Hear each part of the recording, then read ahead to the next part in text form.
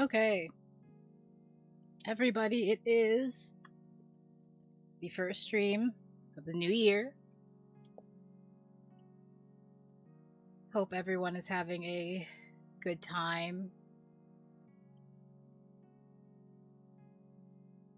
It's already been an interesting couple days. Let me. Alright, couple things I wanted to do today. Um,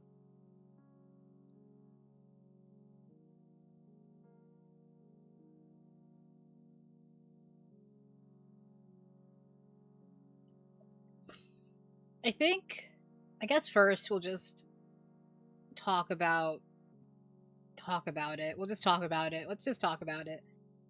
Um, no, okay. See, I was gonna start this stream off with my goals for the year, but I feel like we should just talk about Venezuela and Maduro and everything happening there. I just kind of want to get this out of the way.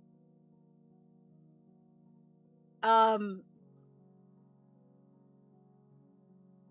so I don't even want to entertain the conversation of, oh, Maduro's a dictator, he blah blah blah, the US is doing a good thing, blah blah blah.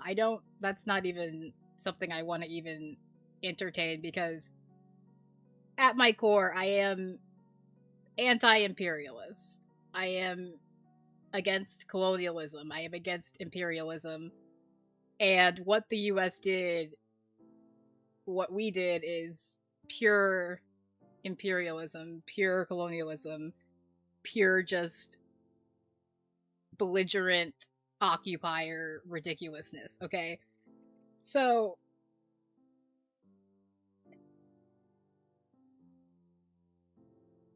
it,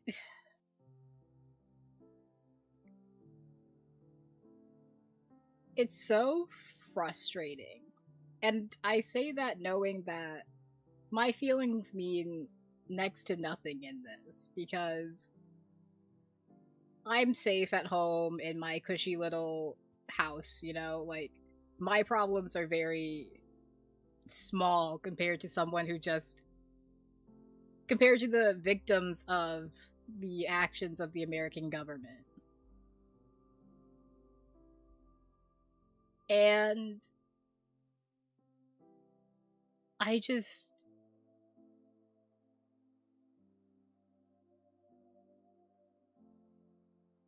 I don't know what we do. I don't know. I know what we need to do. I know what needs to happen, but I don't see that happening and I don't know what we do. I don't know what we do. And it gets more and more frustrating every day. And it just from and the other side of this is that the United States of America has now demonstrated that it has the ability, it has the capabilities to go into another country and remove a leader. So when it does not do that, it is making the decision not to do that.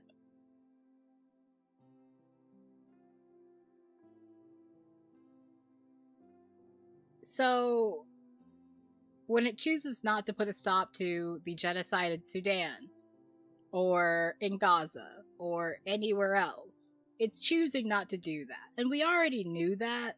That was already obvious, but it's just become unavoidable at this point. You can't pretend that is not the case. And I think that's the part that is most frustrating to me about this because of all of the times when I wish the American government would do something, would take action to perhaps stop an injustice that is occurring, and it chooses not to. And then it does this. It does what it did in Venezuela.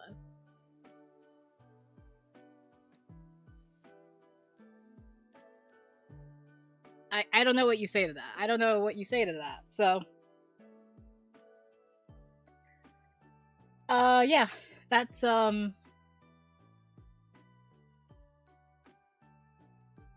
yeah, I don't know. And then it's just there's obviously the fact that we are doing this for oil, and at the end of the day, it just again, I am anti-imperialist, and this is the most blatant imperialist action that we have taken in quite some time, I'd say. Like, this is just, you can't avoid it. You can't pretend that this is not the case, that this is not what's happening.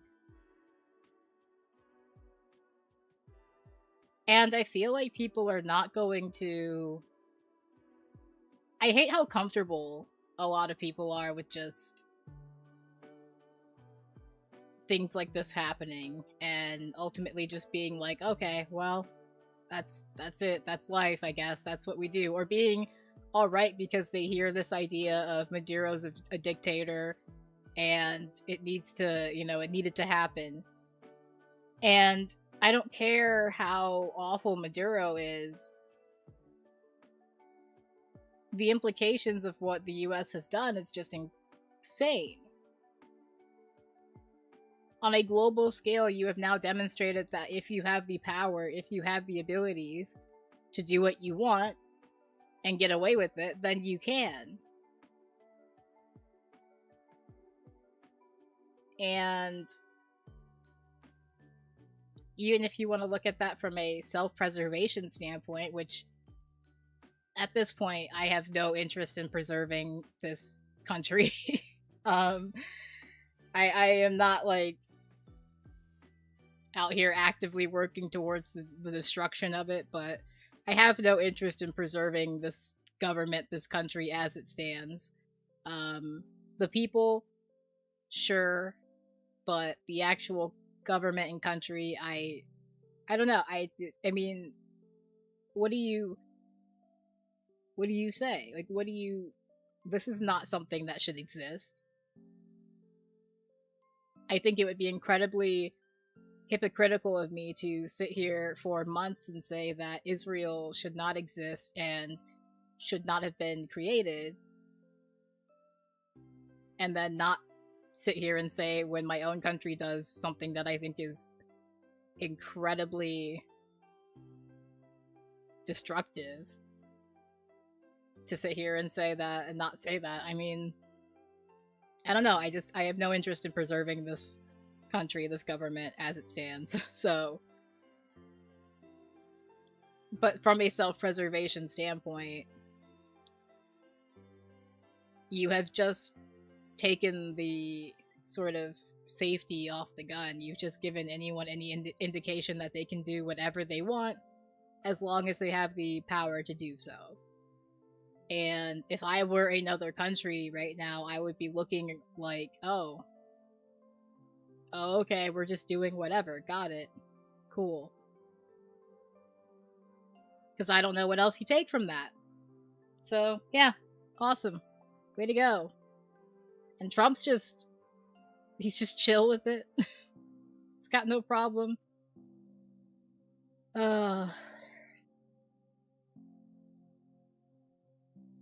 Yeah, alright.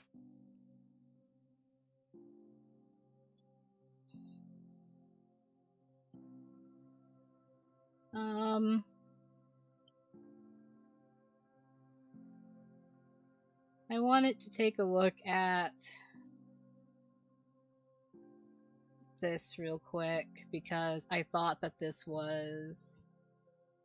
Hold on, we'll mute the music now.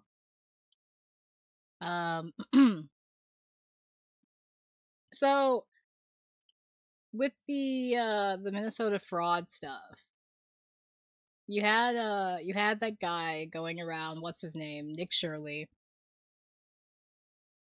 He did his video. He did his whole thing.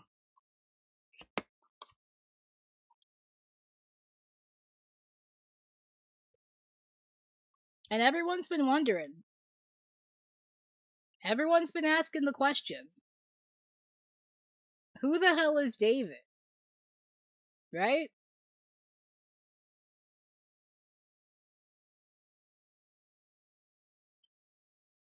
The guy that he had riding around with him? Well, someone finally found out who David is, and um, unnamed source in viral Minnesota Somali fraud video is right-wing lobbyists who called Muslims demons. David Hawk, identified only by first name in Nick Shirley's video, got info for his anti-Somali campaign from a GOP state house staffer. So awesome. Yeah, because I mean, David had all this paperwork, he had all this data or whatever, and he was trying to give it. He's like giving it. He's like giving it to Nick Shirley, and David said a lot of racist stuff. I mean, I clocked it. I'm sure other people clocked it. He was just very racist towards Somalis in general. Called them violent people. Said they vote as a bloc. All sorts of lovely stuff from David, right?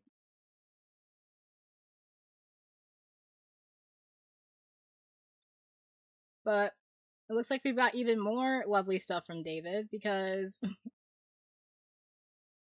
we're just going to go through this. Okay, so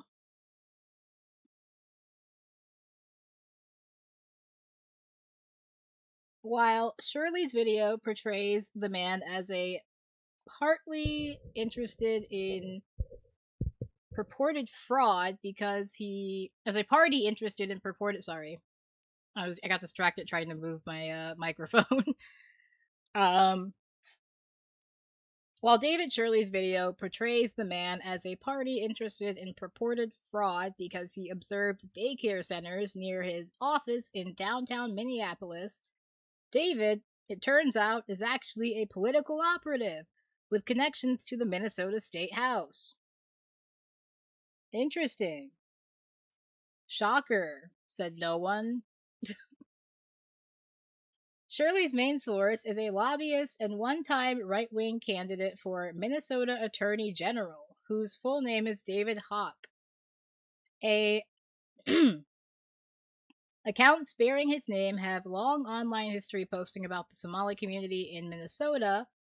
A TikTok and a recently deleted Instagram account posted almost exclusively on the subject, including derogatory statements about Somalis and Muslims. Every Somali in Minnesota is engaged in fraud. All of them, Hawk posted on the now deleted Instagram account. Interesting. Shocker, the guy's racist. Okay. In November, he posted, even the blacks. Oh. I'm sorry. Every time I see someone you say blacks, it's just, it's never not in like a non-racist way. I feel like it's always in like the most slightly just, ooh, just a little bit of like a little stank on it, you know? Like, alright, chill out. Like, just say the N word already.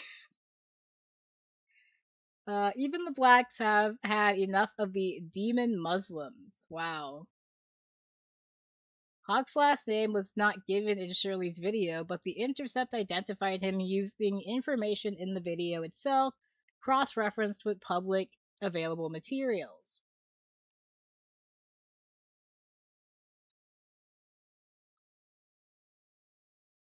According to the video, Hawk received information for his campaign against Somali daycare centers from the Minnesota State House. Emails showed in the video reveal he got state funding figures for specific centers from a Republican staffer named Joe Marble. Neither Hawk nor Marble responded to requests for comment. Marble works as a committee administrator for the Minnesota House Republicans as well as a research consultant for the House GOP caucus, according to his LinkedIn profile. Marble and Hawk ran two lobbying groups together years ago, including one involved with the gambling industry. The pair were elementary and high school classmates. After Shirley's 42-minute video won praise from MAGA figures across the country, including from the Trump administration,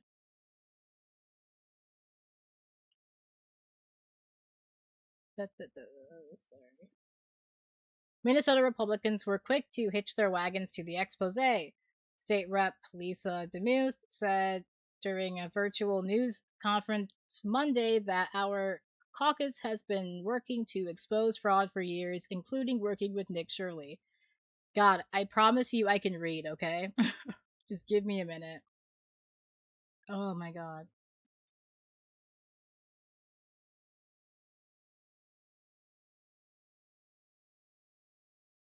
For his part, in an X post on Wednesday, Shirley denied working with or even knowing who DeMuth was. He said, I don't know you, girl. That's funny. That's funny. I love it when they like try and like do something and then even like someone in their own group is like, I don't know who this person is. I don't know what they're doing. It's just it's beautiful. Oh man. I have some contacts in the Capitol going back many, many years, and so the data I'm getting is 100% accurate, coming directly from research done by people at the state capitol, says Hawk. Hawk says in the video. Yeah, he did say that. Hold on. There you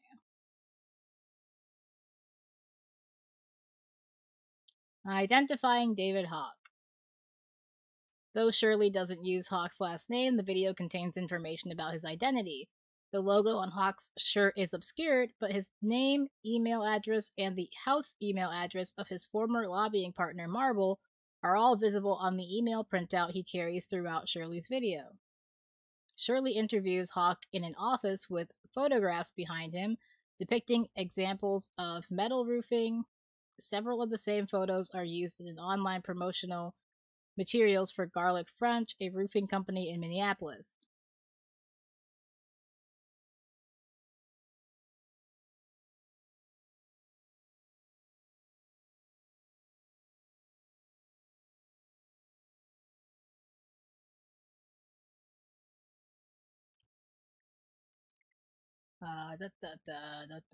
Lost my spot.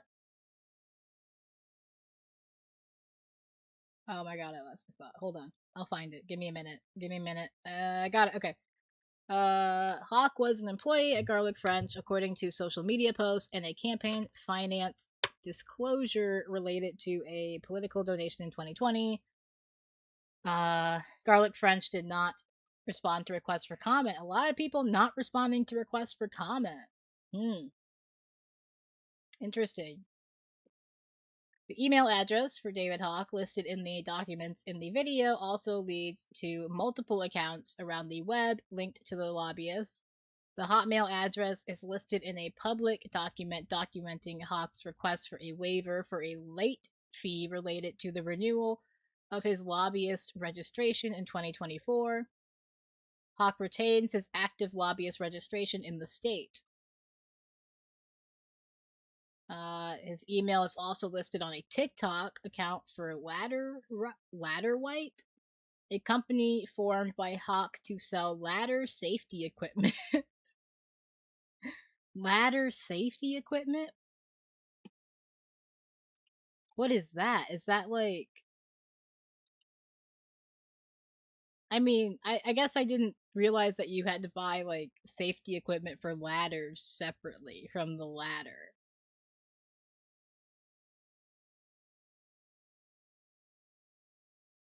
You know what I mean?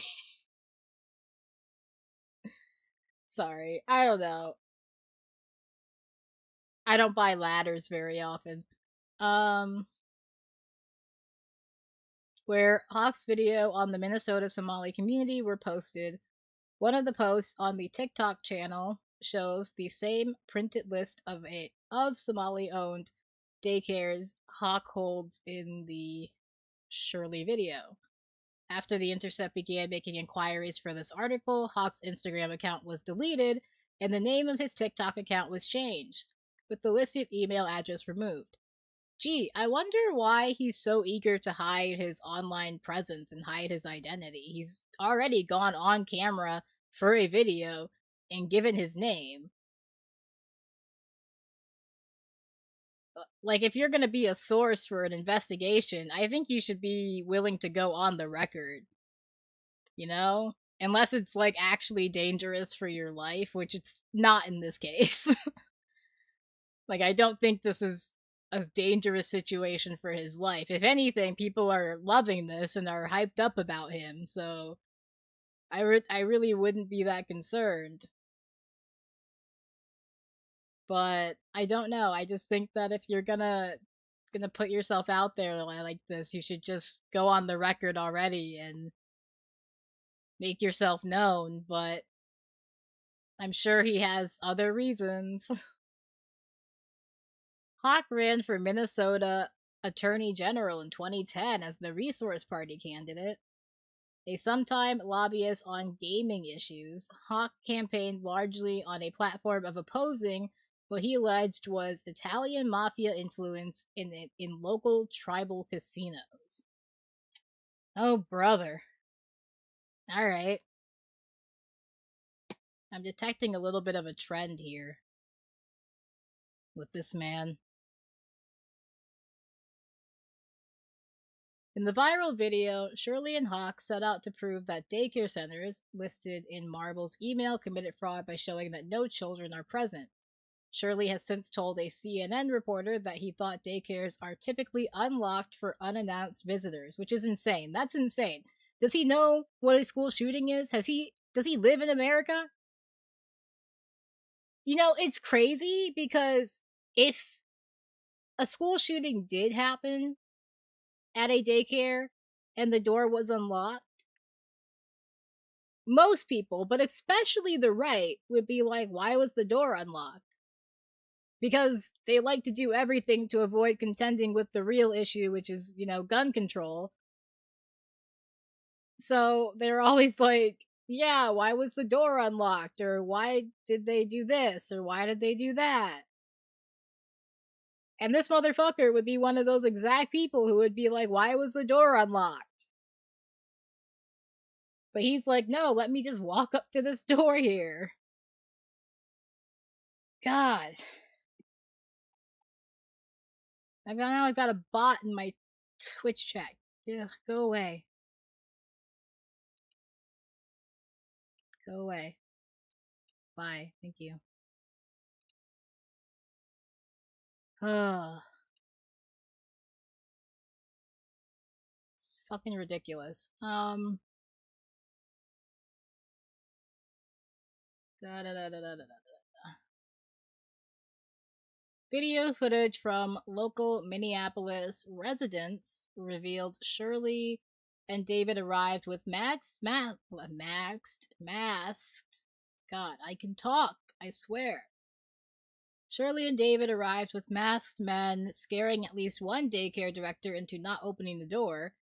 Yeah, shocker. I mean, again, also, this man showed up with a crew with masks on and cameras asking to see children.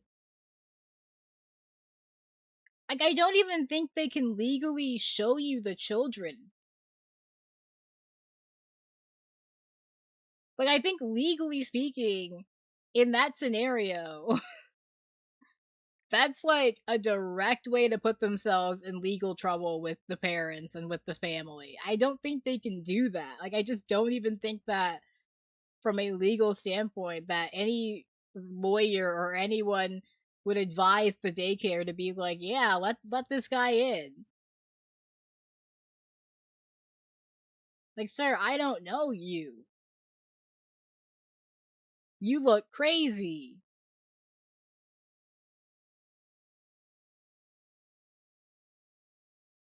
Some of the video allegations are unclear, with contradictory evidence continuing to emerge. Despite Hawk and Shirley claiming ABC Learning Center was always empty, CBS Minnesota reviewed time-stamped footage showing kids dropped off before and after Shirley's visit to the daycare.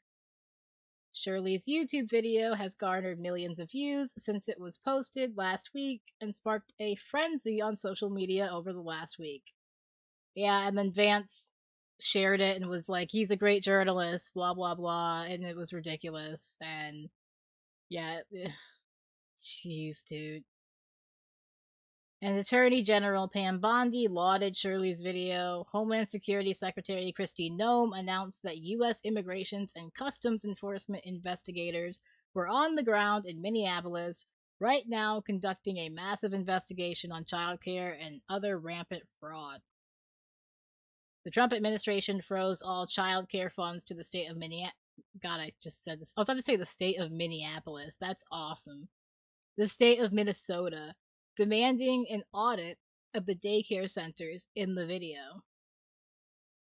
Yeah, and then you've got a bunch of like loser copycats showing up, being like, oh, where are the children? Where are the children? Like, they don't care about the fact that they are disturbing the lives of people, of actual people, because they're Somali, because they're black and Muslim, and they don't care about disturbing their children's learning, disturbing their children's well-being, intruding on, their lives and just trampling all through their backyards, being like, hey, show us your children. They don't care about that because they don't have any real value for the lives of these people. They view them as less than, so it doesn't matter. They're just like a spectacle to them. Copycat amateur researchers on X are now trying to recreate Shirley's methods, showing up at businesses and even home daycares owned by members of immigrant communities in other states. Like, it's just such a gross devaluation of these people and their lives, and because you're literally going to a place where children are. You show up and you're like, hey, I want to see the children.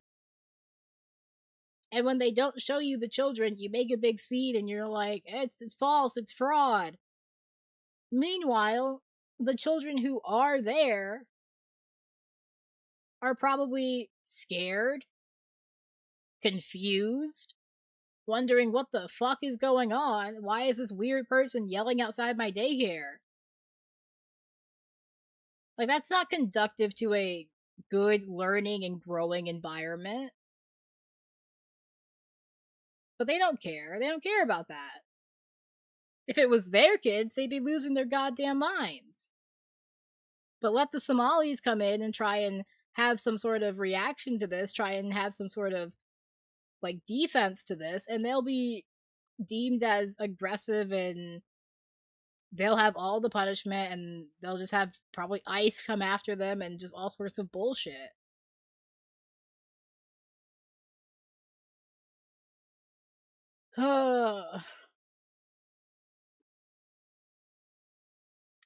In an interview on Donald Trump Jr.'s podcast, Shirley and Hawk's research had been suppressed. Shirley said Hawk's research had been suppressed. There's a man by the name of David, Shirley said. He's been trying to get people to listen to him for years. He's gone the journalist, but they won't even shed a light on what he's saying. Maybe it's because the journalists probably looked into it and were like, oh, there's nothing really happening here. This is not a story that I am interested in. Sorry. Do you think it's more likely that this is being suppressed by some mass conspiracy and not just that the journalists were like, there's no story here, or, oh, I'm not going to, hinge my reputation on what is just a stack of papers and barely any real like substance or evidence or anything to suggest that there is actual fraud taking place. It's just ridiculous. Like, sorry, they weren't interested in your story. He took that shit real personally, apparently. And it took until Nick Shirley came around to be like, finally, someone who will listen to me. And it's some loser. It's just some loser on YouTube. I'm allowed to say that. I'm also a loser on YouTube. What the fuck? Like this has been like a big, huge media story. And meanwhile, there are things that I'm like, why are we not talking about this? Like they're not talking about Grok being asked to edit a bunch of pictures of women. Like I think that's something we should be talking about, but sure, no. And no one's even talking about this anymore because Trump bombed Venezuela and kidnapped Maduro, and geez, just it's only the 4th. It is the 4th day of 2026, everybody. God, how has this happened? All right. Speaking of Grok, give me a second here. I didn't plan anything past this point, so we are now flying by the seat of our pants. Um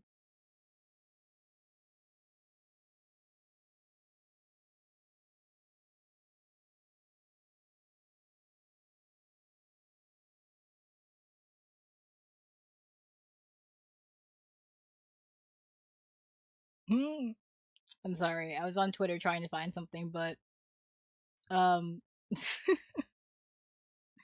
this isn't funny and this is not related, but it's true. And I'm just sorry. I don't know. Here, hold on. This is true. This is true.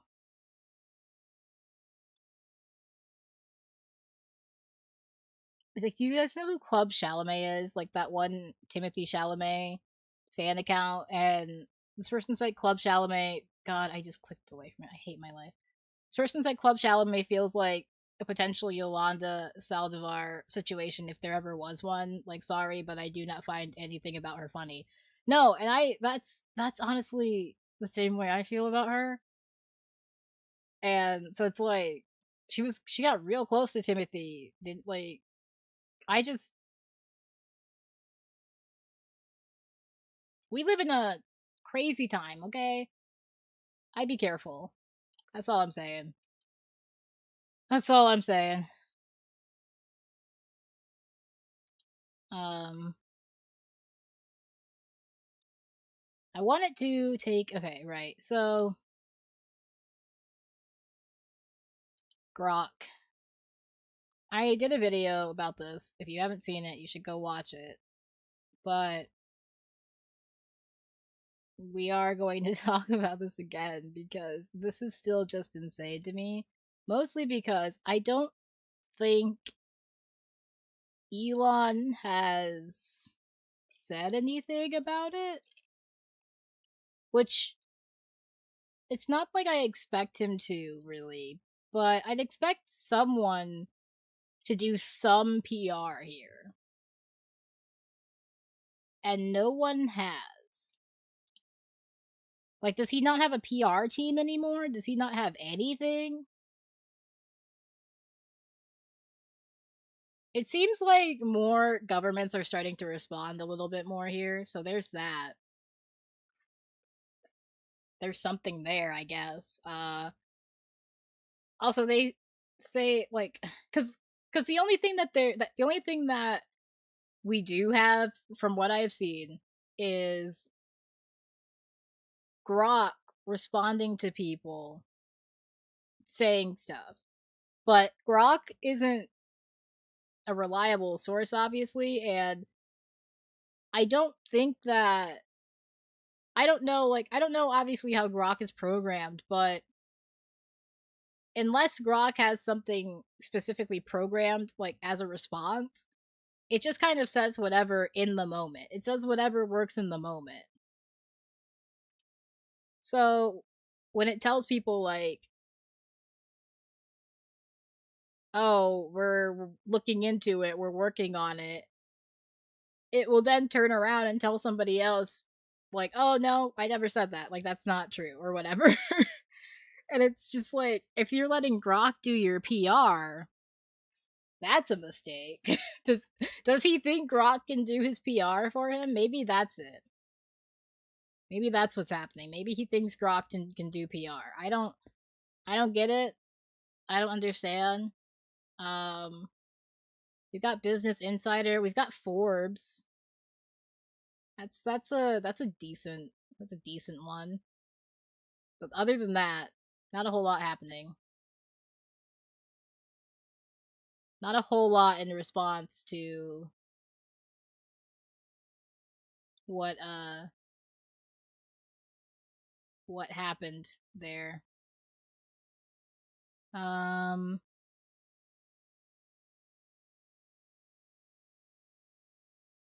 yeah, and I don't think he's had like an official response or anything. I don't really know. I don't really know what he's been doing. I don't keep up with him.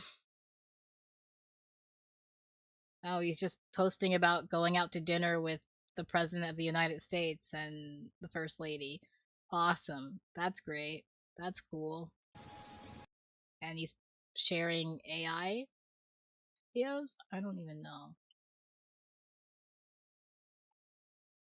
Kind of careful about scrolling on Twitter on here, but um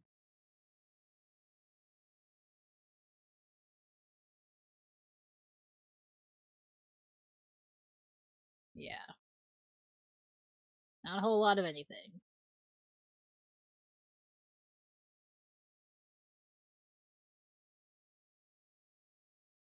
What?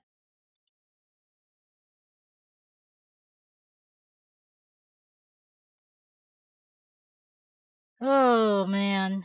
Yeah. I hate it. It's gross. It's like the worst thing actually. It's in my like top worst moments of like the past year for sure.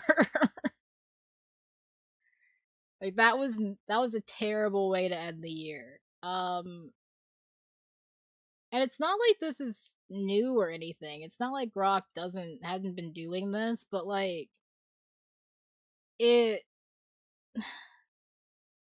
it hit like a fever pitch, I guess.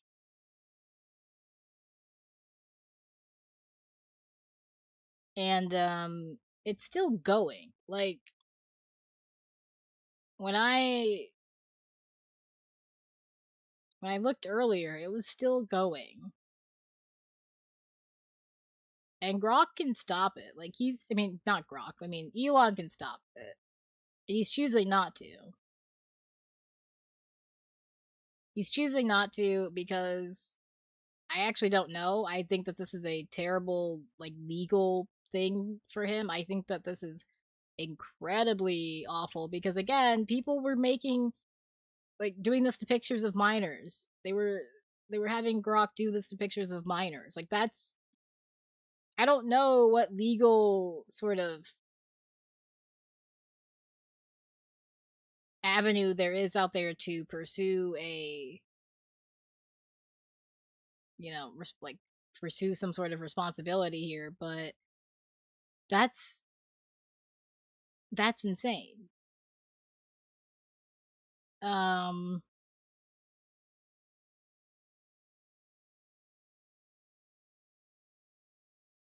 I don't know. I hate it. It's really just like the worst thing ever. God. Okay. Let me see real quick. There was something I had wanted to look at, but I don't remember what it was, so I gotta find it. Oh, I guess we could do. You can do my goals for the year. Do my 2026 goals. Hold on here.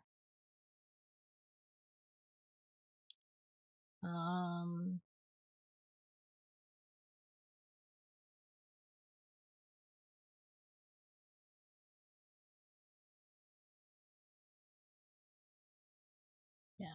Alright, yeah. Let's do it. Let's just do it. I don't care. Goals. Goals for the new year, 2026. I have channel goals, and then I have some personal goals, and I'm sharing my personal goals with you in an attempt to hold myself accountable. So, channel goals. Stream once a week, which is why I'm streaming today on Sunday. So far, so good on that one. Let's go. 2 to 3 vids a week. This is more of a limiting of myself because I get into this like habit where I'm like I need to be working on a video, like I need to keep working on a video, I need to be working on something. And I have bigger projects that I have been working on and that I want to keep working on. That's why I have 3 big projects. I want to get like 3 of them done this year.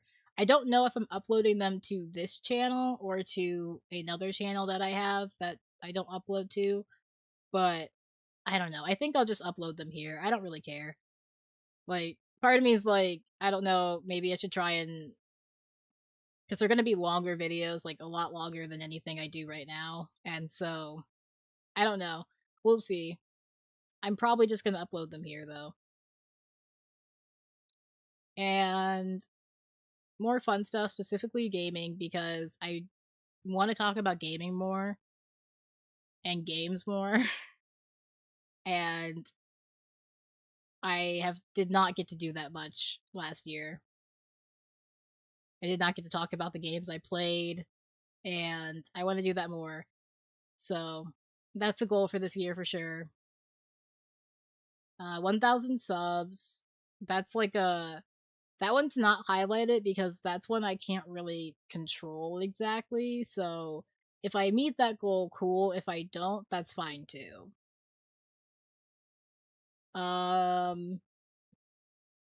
Yeah, so the 2 to 3 vids a week is to keep me from like overworking myself, I guess, and like it allows me to actually take time and put in a little bit more effort into the videos, which is what I'm hoping to do. So that's the reason for that one. And that's it for the channel goals. And then we have my personal goals, which get my brakes fixed, short-term goals, get my brakes fixed. Attend my doctor's appointment in January because I keep putting it off and I'm pretty sure I can't put it off anymore. Or else they'll just like not take me. So I do actually need to go to this doctor's appointment. And finish the book I'm reading by the end of March. I'm reading Mamie Till's autobiography. And if you don't know who Mamie Till is, that would be Emmett Till's mother. She wrote a biography and I'm reading or she has a biography. I actually don't know if she wrote it with somebody, so it's kind of an autobiography, I guess. I think that counts as an autobiography, right? I don't know. And so yeah, I'm reading that one right now and I want to finish that by the end of March. I want to take better care of my health this year, so I'm going to try and exercise more, eat less candy, and drink more water. Those are like the 3 main things. I also want to practice drums and guitar more because I have not done a very good job of doing that in the last year. So about 3 times a week, and then we will reevaluate in May how I want to change that goal. Take more pictures this year. A possible new channel logo, but I don't see that happening. Take more pictures this year is a soft goal, but I really hope I get to do it because I don't use my camera as much, and I really should. And then finish 4 books. So that is my whole goal for the year. I did have like the week sort of planned out. I've got Sundays for streaming, Mondays for exercising, practice, exercise, practice, exercise, practice, exercise. That is the plan. That is the plan for the year. And if you haven't made your own goals for the year, you should do that, even if you don't make them, because it's fun to have them. It's fun to have them. I like making goals, and I mean, it's fun if I get to keep them. So we'll see what happens. But that's it for the year. That's it. That's my goal. That's my plan. I have an appointment tomorrow for my brakes. Tomorrow in the morning, I will be getting my brakes looked at, and hopefully it will not be too expensive, and I will be able to get them fixed. And then we have my doctor's appointment, which is in January at some point, and I would like to attend that. So tomorrow, making progress on one of my short-term goals, hopefully.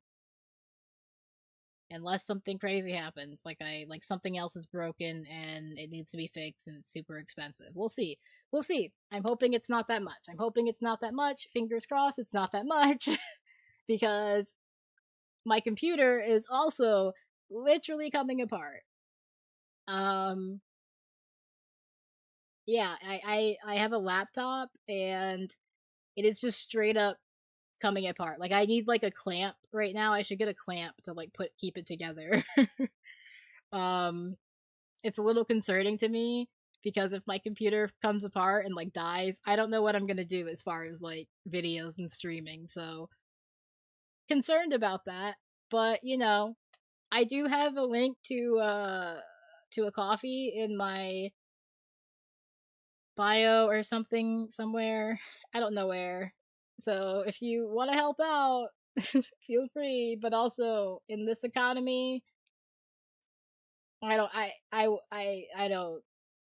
get it. So yeah, that's where I'm at. But there is a way to send me money if you want to help, or if you feel like you can. But do not feel obligated to.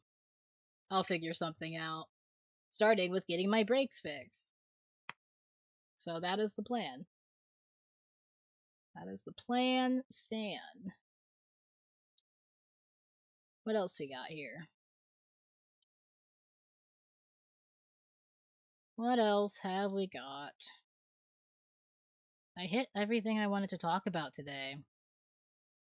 And pretty quickly, too. I didn't mean to get through it that quickly. That's crazy. Maybe...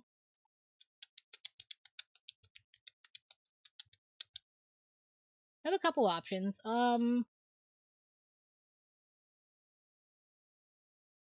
just don't know. There's a couple options. I just don't know.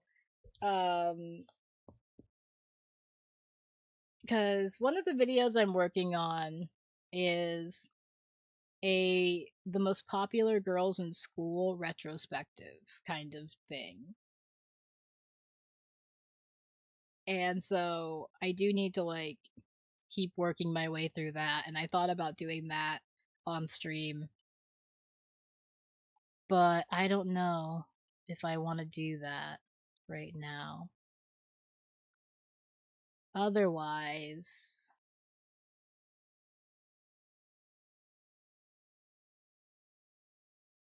oh, I did want to look at that.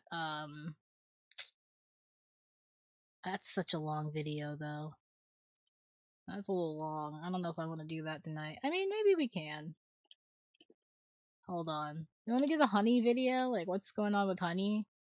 That guy finally came back after a year. Like, I don't even like at this point. I don't even remember the original like scandal. My brain doesn't go back that far. It's been a year since he came out, and and had the whole like thing about honey. But let's see here. So he came back with a part 2, which is a 51-minute long video, and then he has another video that he did 5 days ago. Okay, well, let's take a look here. Hold on. Hold on. Let's do it. Let's take a look at it.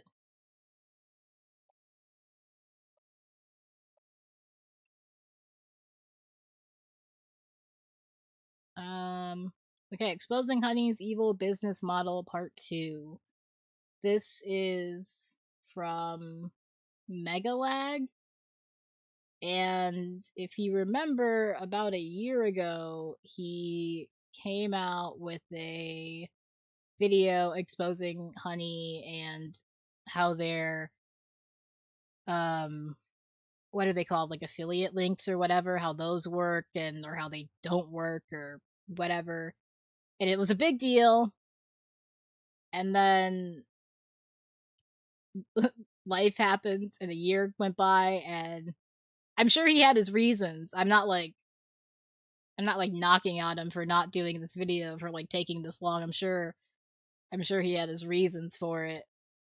I just think it's interesting because the way the sort of internet works and like the public conscious works, I personally haven't seen a lot of people talking about the second part here,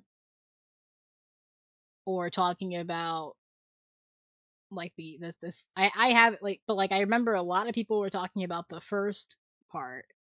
So it's interesting that the second part is not getting as much attention, and I'm curious as to why that might be.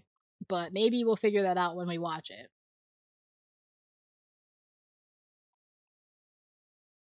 I am actually, hold on, I might need to refresh the page. Yep.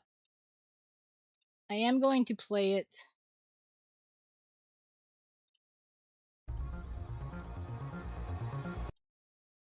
Pause. I am going to put it on probably.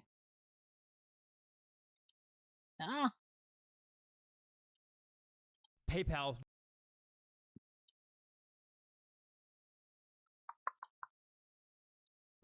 What do you say? 1.3? Is that too fast? I don't think he talks particularly fast. 1.3 can be too fast if it's a fast talker. But I don't think he's a fast talker.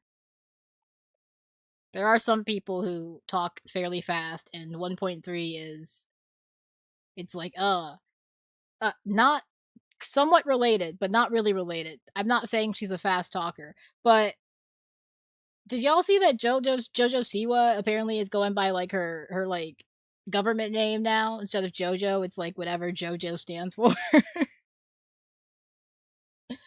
I have been like low key quietly following JoJo's, or whatever we're calling her now, her art, and it's been very interesting. I don't know what to make of it aside from I think anybody who had to deal with Abby Lee Miller for any period of time is probably dealing with some things. And I don't know. I don't like to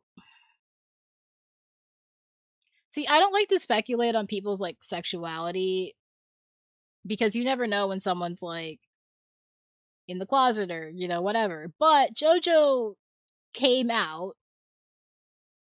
and then so it's like I don't want to sit here and be like I think that she is bi and maybe doesn't realize it, because she kind of is going back and forth.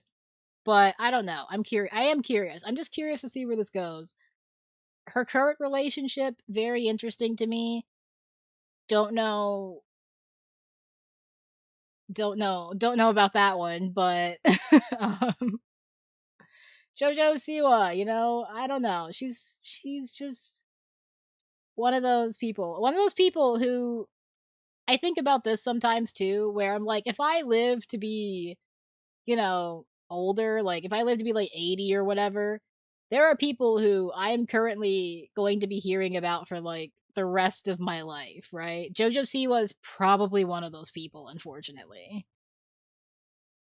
Like if you're, in your 20s or whatever and you're going to be living to the ripe old age of 80, God willing, like fingers crossed,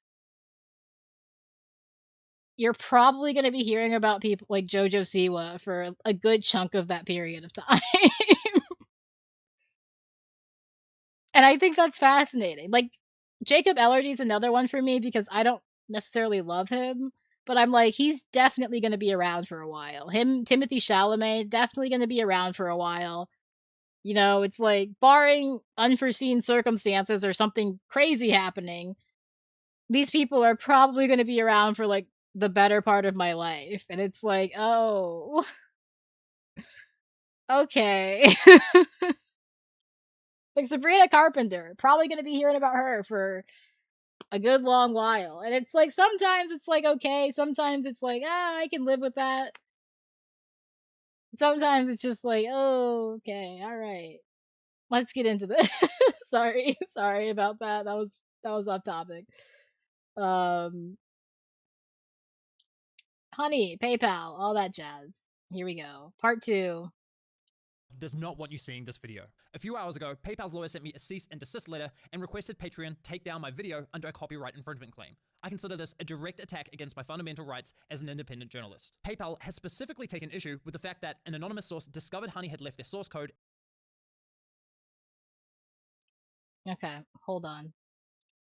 Let's do 1.25. We'll slow it down just a little bit. Okay.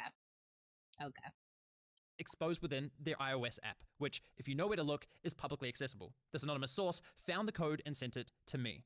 I reviewed the code for security research purposes, which is a protected act, and I only published relevant sections of the code that provide important context to the story, which I consider within the realm of public interest. Nevertheless, I have removed sections of the video containing said code, not because I believe PayPal are correct, but because I know they will have YouTube take this video down. It was only a small segment of the video, therefore I have made this decision quickly, under duress, and to proceed with this publication as quickly as possible. If PayPal thought this would stop me, they were sorely mistaken. Enjoy the video. I don't trust Honey. I don't know what it is. I don't trust it. They push so much advertising. And then people are getting money out of it, and then people are saving money out of it, and that makes sense, but the other part doesn't make sense, and then something's going on here. Where's all this money coming from? I have a feeling there's gonna, in like a couple years, there's gonna be the great Honey conspiracy. PayPal's Honey Money saving browser extension is accused of scamming customers and YouTube creators. The biggest YouTube scam has just been revealed. The greatest scam in the history of the creator economy. People have been getting influenced and scammed, and I've been a part of it. It involves almost every high-profile. Like, you see what I mean? Everybody was talking about this. And now it's like a year later. And there's like crickets. Unless I'm just like not in the know anymore. Like maybe I am not as tapped in as I think I am. Maybe that's my problem. Maybe I've been too distracted with Grok and all this other shit. God forbid. My bad. I got distracted with the real world for a little bit too long. Started paying attention to things that were a little bit too important. That's my bad. How could I have missed the great Honey scandal of part 2? I just don't think people have been talking about it. I don't think I'm that tapped out. I just don't think people have been talking about it, which is interesting to me. Creator that I can think of, including myself. Honey paid a lot of influencers up front while taking money out of their back pockets. Whoa, that's a little shady, mind you. No way that signs you up for their affiliate link. No way. What? Brother. Like, is Asmongold too busy talking about, like, deporting Somalis? Is that what's going on? Is Asmongold too busy being a racist piece of shit to talk about Honey now? Like, I think that's it. I think that's that's the meta now. It's just he's too far into the right-wing pipeline to talk about anything else at this point. Because that's all he's doing, is just being racist and wrong. Like, I feel like I should do more videos about Asmongold and the stuff he says. But at the same time, every time he opens his mouth, he sounds so disingenuous. Like he's faking it. He's grifting. He's doing it for the money. And he sounds like he's faking it. When he says things, he sounds like he doesn't believe it. And you have to be a little bit stupid to be like, yeah, this man is preaching exactly what I want to hear, and he believes it, and he's down with the cause like I am. And it's just like, he's really not. I mean, he's in it for the money, but okay. And he sounds so fake doing it. He sounds like he's taking you for a fucking ride. Come on. The next QC, I don't know what the fuck he does. Heilige Scheiße. I'm the biggest honey fan in the world. Ludwig, no! They've also been lying to consumers. They are clearly not giving the best coupon codes and discounts to users. If you have downloaded Honey, I do recommend removing it from your browser. I do think that this investigation for Megalag will lead to a huge class action lawsuit against Honey. So on behalf of creators everywhere, I have filed a class action lawsuit. We're suing PayPal and Honey. Gamers Nexus is the lead plaintiff in a class action complaint filed against PayPal and its property, Honey. Well, it's safe to say PayPal's lawyers love my last video. But don't worry, PayPal, you know what they say. All press is good press, right? Let's see. Since releasing part 1 of my investigation, Honey has lost over 6 million users, Google has changed their policies for browser extensions, blocking Honey from claiming undeserved commissions, and most significantly, PayPal has been slammed with over 20 class action lawsuits accusing them of wiretapping, computer hacking, unfair competition, consumer fraud, tortious interference, and unjust enrichment. Yikes. God damn, that's a lot. I mean, that's a lot of class action lawsuits. Ooh, yikes. Maybe not them. And unfortunately for PayPal, I suspect more lawsuits will be filed following the release of this video. Why? Well, you see, besides lying to consumers and stealing from influencers, Honey was also causing serious harm to small businesses. So much so that I believe brands have likely suffered millions of dollars in damages. But that's not all. In this video, you're also going to learn how Honey was collecting and sharing your data, and how they, in my opinion, illegally targeted minors through influencers such as MrBeast. Strong accusations, I know, but I have the receipts. I've reviewed internal data, Honey source code, their pitch deck to investors, disturbing emails between Honey and small businesses. I've reviewed interviews, and much, much more. You're about to get insights into one of the most scummy, predatory business models I have ever seen. You'll also find out why my investigation has triggered multiple class action lawsuits against other corporate giants such as Microsoft, Capital One, Klarna, Rakuten, and RetailMeNot. Per usual, the views, allegations, and conclusions expressed in the series are my opinions based on evidence I have gathered, which will be shared throughout. Ladies and gentlemen, welcome to part 2 of the Honey Trap.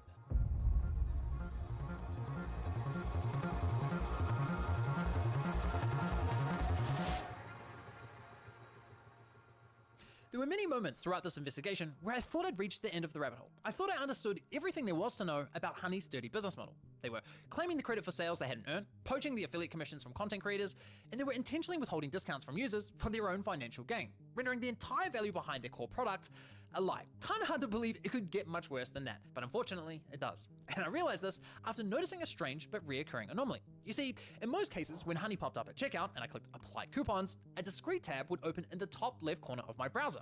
That's Honey injecting a simulated referral click, attempting to claim the credit for a sale. But here's where things got weird. Every once in a while, I'd come across a store where, after clicking apply coupons, Honey wouldn't load their affiliate link. So why not? At first, I thought it might be a bug, but quickly ruled that out after noticing the same anomaly on multiple websites. Even stranger, when this would happen, I was generally finding better deals. So what gives? Well, for the longest time, I was under the assumption that Honey would only pop up on websites that had agreed to partner with them, but I couldn't have been more wrong. And I realized this after stumbling across a post on Shopify's community forum, where a store owner complained that Honey was leaking their coupon codes without their permission. And as I read through the replies, I could see other stores had the same issue. Now, this was a pivotal moment in my investigation because it turned my entire understanding of Honey's business model upside down. Until now, I was so focused on the impact Honey had on consumers and influencers that I didn't even think to consider the potential impact to businesses. Though in my defense, Honey consistently referred to the 30,000 stores on its platform as participating stores. So one would assume that every store on Honey's platform joined willingly and with consent. Yet clearly, that wasn't the case. So I reached out to several business owners to learn more. Honey takes the codes that people use on our website, the discount codes, and makes them public to everybody who's using Honey. We started having problems where customers would get in touch via our support website saying, oh, hey, I just tried to use this discount, this 60% off coupon, and it doesn't work. And I'd be like, we can look into it. Like, dude, that is not your discount. Like, how did you get that? And they'd be like, oh, it just showed up through the Honey extension. I hadn't heard about Honey before, and I was just hanging out on the couch with my girlfriend, and she made some comment about, oh, this app Honey that basically gives you all these coupon codes, and I think she asked if we were on it. I said no, and then she checked out our website and said, oh, you actually are on it, and it's giving this... Like, that's... Oh, God. Like, we... and we really do live in, like, the most frustrating corporate overlord society. Like, I'm so tired.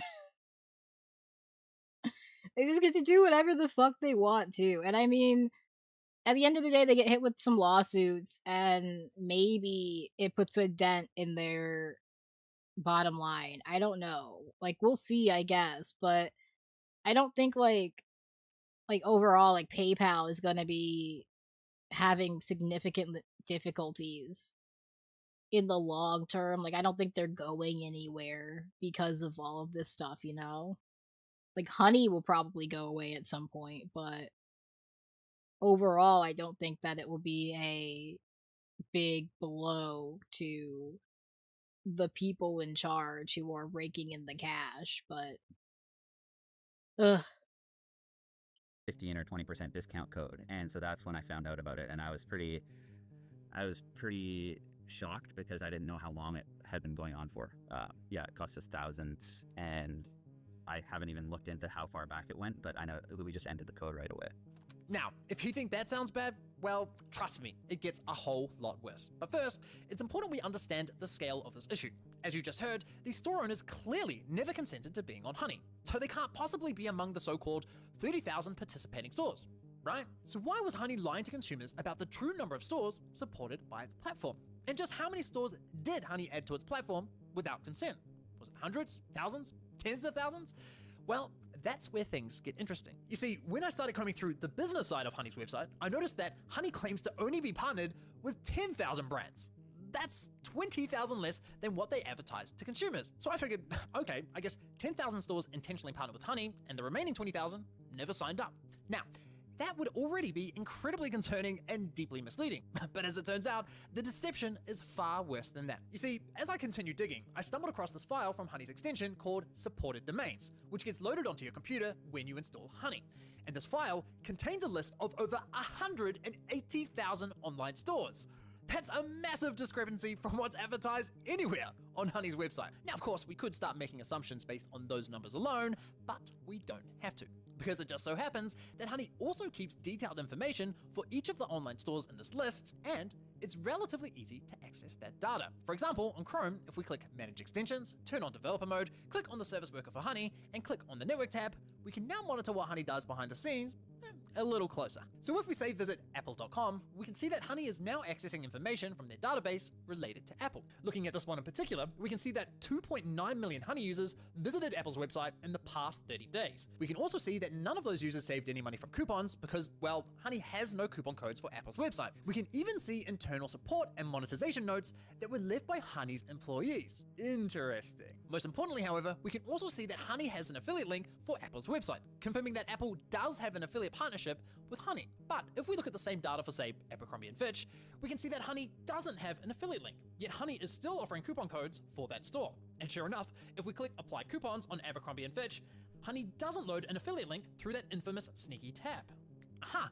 things are starting to make more sense. So all I had to do now was collect this data for every store in Honey's database. The only problem is, collecting this data for one store is easy, but doing it for 180,000, that would literally take years. Unless, of course, you created a little program that automated the entire process, crawling through that massive list, scraping Honey's data store by store, and neatly organizing the most relevant data points into a nice, easy to read spreadsheet. Well, that's exactly what we have here, but I can't take any credit for the spreadsheet because this was all the work of someone much better at this stuff than I am, and he goes by the name of Jelte. He's a developer from the Netherlands, awesome guy, and I cannot thank him enough because holy shit, there is a treasure trove of data in this spreadsheet. We now have all the details for every store, every coupon code, every developer note, all curated into one lovely spreadsheet. It's glorious. PayPal will not like me having this data, but too bad. And Jelte will be releasing this data publicly on Twitter shortly following the release of this video. Link to his That's pretty cool. Like, programmers are wizards, man. Like, truly ultimate respect to, like, people who can program and do shit like that, because ayo.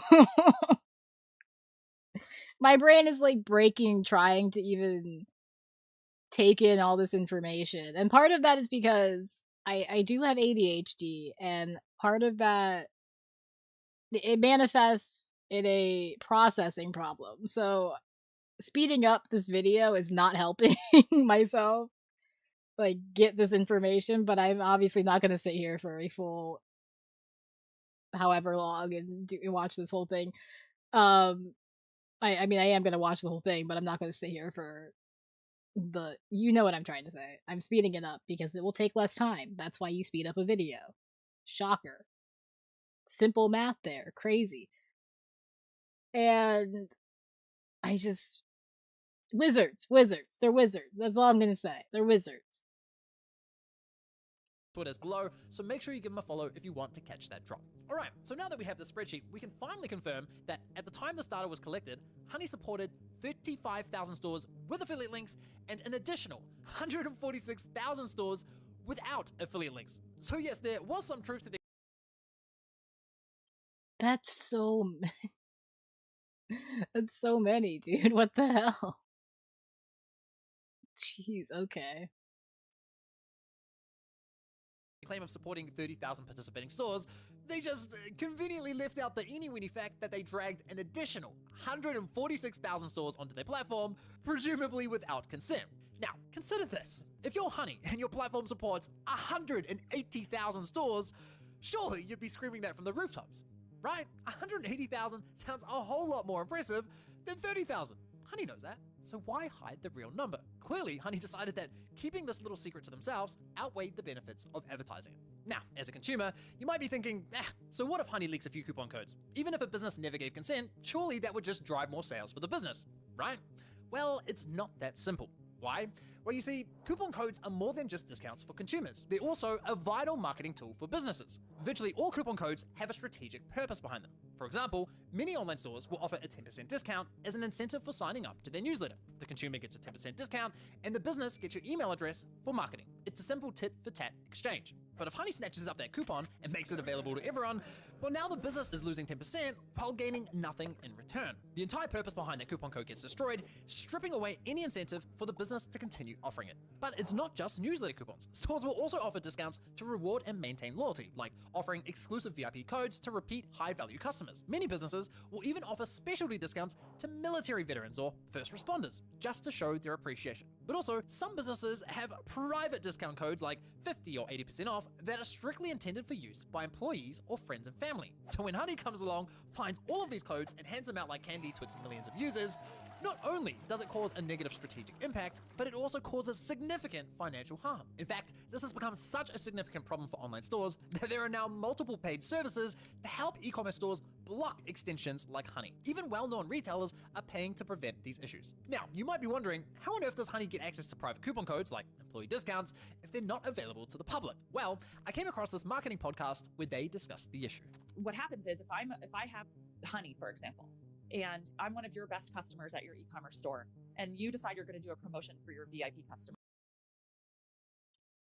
Kind of crazy how you can be like a small business owner, like an active and willing participant in capitalism and all that shit, and your ass still gets fucked over by capitalism. Like you did everything you're supposed to do, right? You played the game, you made the money, you did the job, you got to the point where you have an amount of capital, you have your own store. You're in it. You're in it. You're in a decent spot, and there's still a bigger guy fucking you over, being like stealing your shit for pennies for shit that is basically pennies for them. I mean, this stuff adds up, and that's why like it ends up being so much fucking money. But like, it's just like you did the damn thing, and you still got fucked. That's rough. That's a rough one. Whoops. Shit. Maybe it's a flash sale and you send me a special code. I go to your website. I legitimately have that code from you. I type it into the promo code field at checkout. Because I have Honey in my browser, it is able to scrape that code then and give it to everybody who uses it. We've seen codes like Military Hero 30, clearly intended for a veteran. And then in another case, even worse, in another case, my CEO found a men's apparel brand where they had a $75 off coupon code, but they didn't set a minimum order value. And so people were able to get unlimited merchandise for free as long as they have their order value at $75 or under. Okay, that's insane. But I have to admit, at first, I was a little skeptical of the claim that Honey was snatching codes from users without their consent. Because whenever I entered in a coupon code Honey didn't recognize, the extension would always ask for my permission before taking it, or so I thought. But as it turns out, the moment you type in a coupon code, Honey immediately sends that code directly to their servers, and then they ask for your consent. How do I know? Well, you see, a developer who would like to remain anonymous noticed that Honey leaked their source code inside of their iOS app. Whoops. So this developer extracted the code and sent it to me. We can actually further verify this with a live example. Watch what Honey does in the background as I enter in this coupon. Honey realizes that it doesn't have this code yet and asks for my consent to share it. But look at this. Before I've clicked anything, Honey has already sent that coupon code to their server, including the details of how much money that coupon saved me, all without my consent. Now, Honey might argue that if you click don't share, they never actually use those coupons. And maybe they don't. Maybe those codes just sit in their database doing nothing. We can't say for certain. However, if you read Honey's privacy policy, it explicitly states that they collect data such as coupons, promo codes, and deals you found. So while they ask for a user's consent, their privacy policy clearly allows them to take that data without it. So why does this matter? Well, it matters because when private codes get leaked, businesses don't just lose money, they're often left in the dark, unable to trace how those codes were exposed in the first place. I've personally found several coupon codes through Honey that were clearly intended for private use. This one coupon I found worked like a $35 gift voucher, meaning I could make unlimited free orders provided my cart value was $35 or under. When I alerted the business, they appeared to have no idea how the code had been leaked. Now, believe it or not, this nightmare for online stores only gets worse. So we usually use discount codes as a way to track when influencers or partners are sending traffic to us so that we can identify the sale was attributed to that influencer and pay them a commission. So I think we saw one code started to get used like way more, and we were like, wow, we're paying this influencer so much, they're doing so well, and I was like a little bit suspicious. A lot of times discount codes are the only way for you to understand if a YouTuber that you love and would love to partner with is actually driving incremental value to your business. Those codes would immediately get picked up by Honey, and then they'd be used hundreds of thousands of times, and you'd be like, all right, like not only does that negatively impact our business, it was for that audience, but we have no idea which podcaster we should continue to support. Now, if you're someone who listens to podcasts, you probably know exactly what Chip is talking about here. When brands advertise on podcasts, affiliate links aren't always practical. Listeners could be running, driving, or doing the laundry without easy access to a computer. So, instead, brands will provide podcasters with a unique coupon code. And each time the listener uses that coupon code at checkout, the podcaster earns a commission, just like an affiliate link. So these are not your typical coupon codes. Behind them, you have an influencer that's trying to earn a living, you have a business paying to promote their product, and there's usually a contract binding the two together. Regardless, Honey will step in, leak the codes to users, disrupting that business relationship. The result? Not only do brands end up losing money from the leaked discounts, on top of that, they're now forced to pay undeserved commissions to the influencers whose codes got leaked. It's easy to imagine how quickly something like this could spiral out of control. In fact, one business owner on Twitter reported losing $100,000 from this exact issue, and he only realized it happening several months later. It's no laughing matter. And if you think this is a huge win for influencers because they get paid, Jesus, dude, that's so like.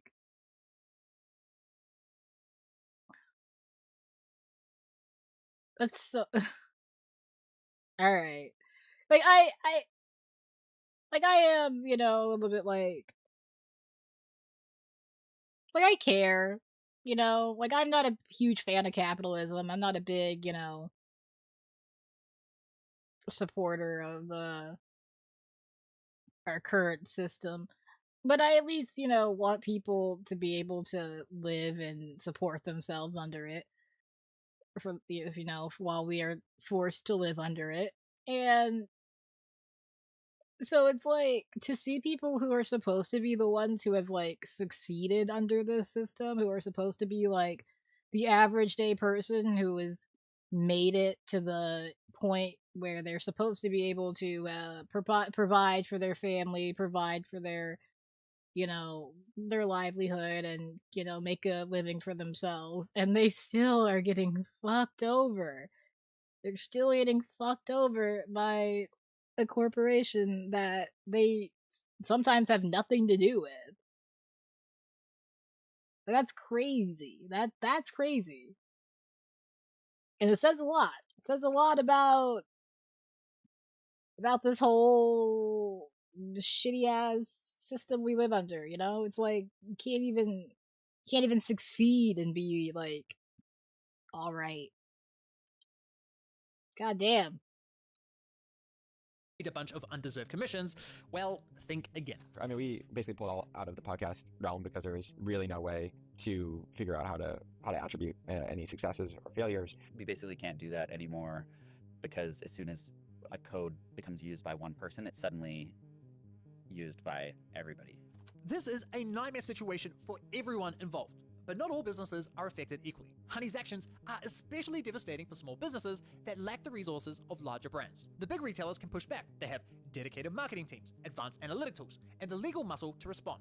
Smaller businesses, on the other hand, don't have that luxury. So when a multi-billion-dollar company like PayPal piles on more obstacles, it's not just frustrating, it's downright predatory. In fact, Made in Cookware CEO Chip perfectly summed up the devastating impact Honey's actions can have on a small business. When you're in the early stages of building a business, you're in the stage of, will this company even work? Is there a product market fit? How do I scale this thing? Can the economics work, right? And so all the things we talked about, these discount codes and the kind of removal of attribution and killing margin, like those really affect the early stages of a company, from everything from where do I put the next dollar in to make sure I can survive, down to, you're taking 10, 15, 20% of my sales without me wanting it. And we have digital marketing costs, we have shipping costs, we have all these stacks of costs that not only are getting more inflated over time, like FedEx has been raising their rates over time, warehousing costs have gone up, COGS have gone up, as you know, through inflation for the last 4 or 5 years, right? Like all the cost structures have been going up, and to have someone just stealing and compressing the actual revenue you want, like puts small businesses in a real squeeze. It's just really disappointing, and it doesn't even work, because at the end of the day, like you need to make the numbers work, and if Honey is going to steal 10% of your revenue all the time,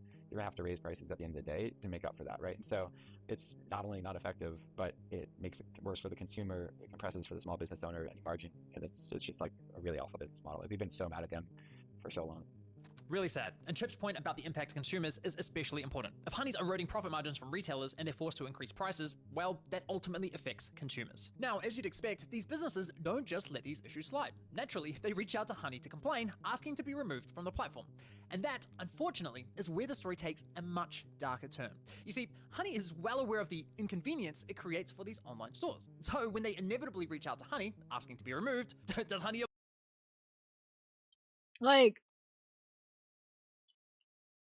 it's not really new, I guess, but it's just, yeah, it's fucked over everybody from the ground up. Like, if you're not like at Honey making, the money, then, oh, that rhymed. That's funny. If you're not at Honey making the money, haha.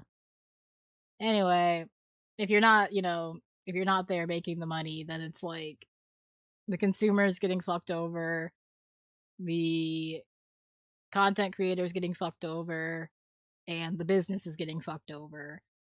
And meanwhile, Honey is just kind of like, nah, it's cool. We're vibing. We're having a good time.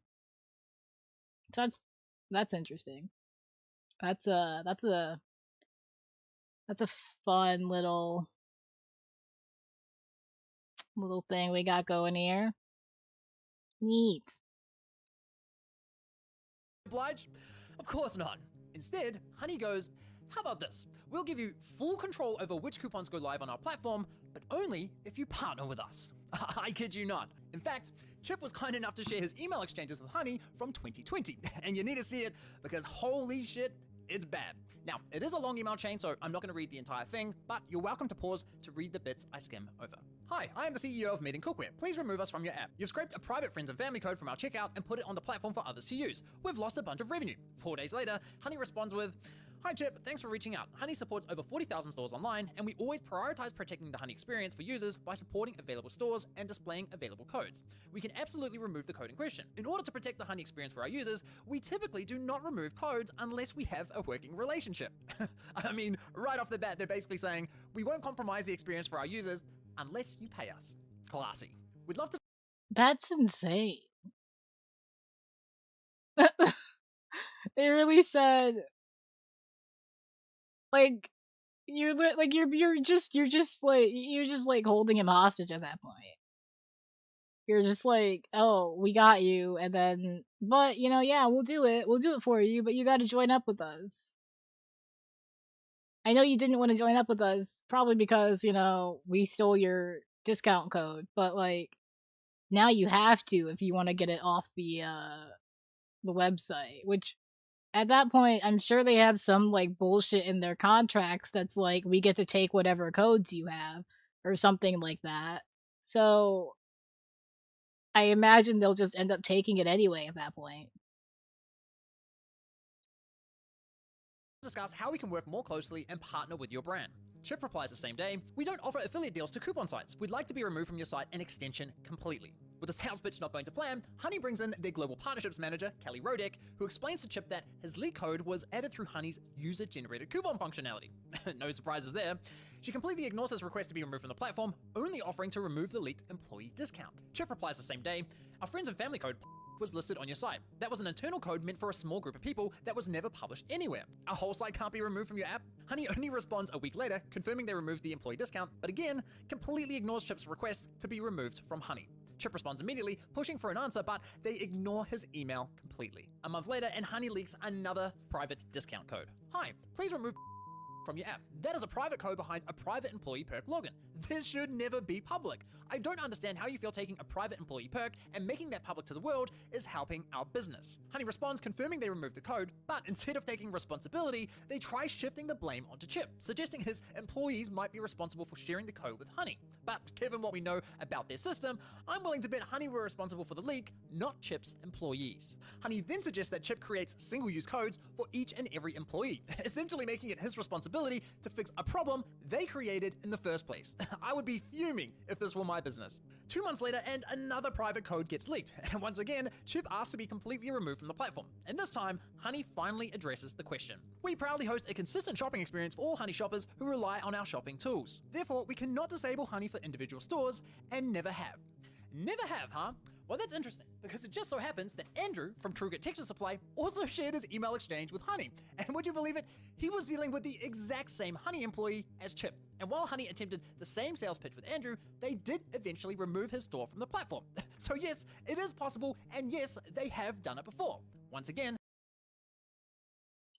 Oh god, that's so scummy. I mean, like, what do you expect, I guess, at this point? But, like, that's so scummy! Ugh! Oh, okay. Alright, yeah. I think I did have Honey installed at one point. I don't anymore for sure, but I think I did have it installed at one point. I never used it, really. I never got, like, any good coupons from it. But yeah, not great. We've caught Honey in yet another calculated and deliberate lie. And make no mistake, it was deliberate because this employee, Kelly, confirmed the removal of Andrew's store just 1 month before assuring Chip that Honey had never removed a store before. Honey clearly has the capability to remove stores, they just choose to enforce that decision selectively. Keep in mind, Honey knows exactly how many of their users are visiting a given store and how much they are spending. So I'd speculate that this selective enforcement comes entirely down to which stores Honey believes will make them the most money. Now for the record, I didn't even get through that entire email chain between Chip and Honey. It goes on and on. And this behavior is not an Okay, but can you imagine being the guy whose store they removed and now it's like, well, shit, Honey just thought they couldn't make money off of me. Goddamn, I don't know. I'd be a little like, well, fuck you too then. Like, it's good to be removed from the site overall, so it doesn't, like, overall he's winning. But, like, I'd be a little bit like, well, shit. I guess I just wasn't that profitable, fuck. My ego would be bruised. Oh, man. Isolated incident. It's a pattern.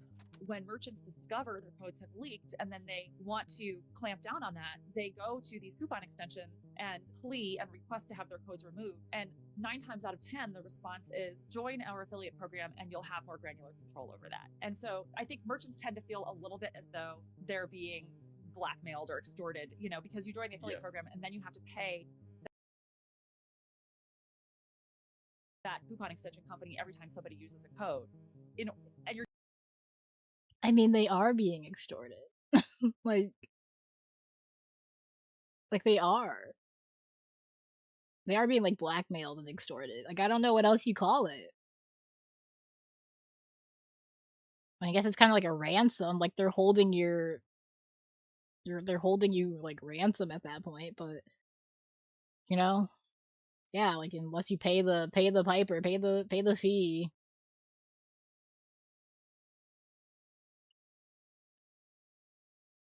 doing that in order to have them not share your codes.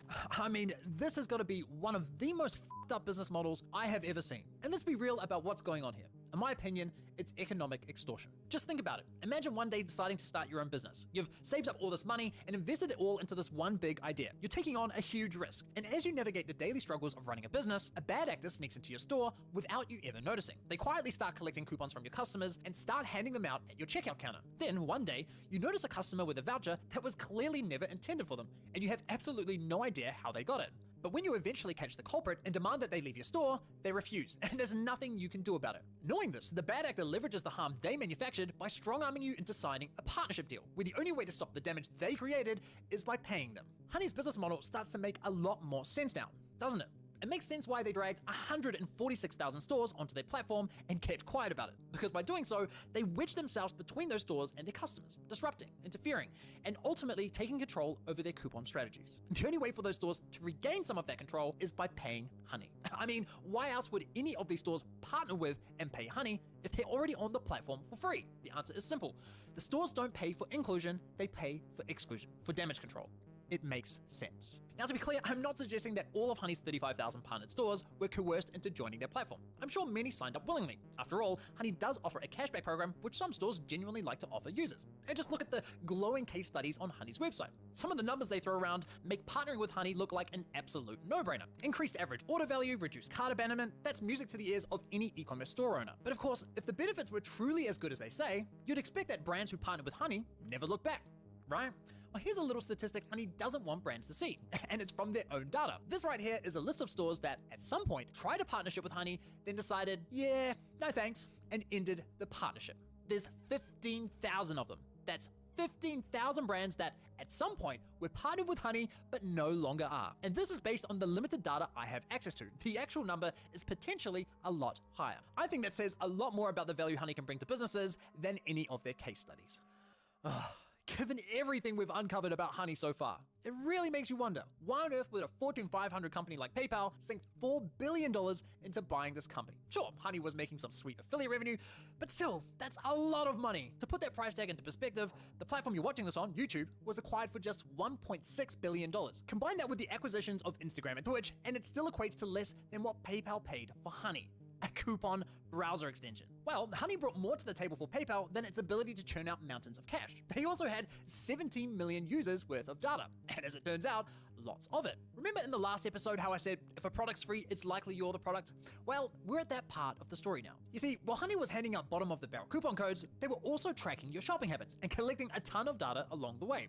In fact, Amazon of all companies began warning users that Honey was a security risk, stating Honey tracks your private shopping behavior, collects data like your order history and items saved, and can read and change any of your data on any website you visit. They even recommended uninstalling the extension. That was somewhat surprising to me, given how much Honey played into the whole you can trust us with your data narrative. Actually free, not like selling all your personal data free. Does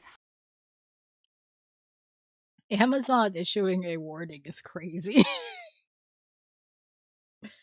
Hey, yo.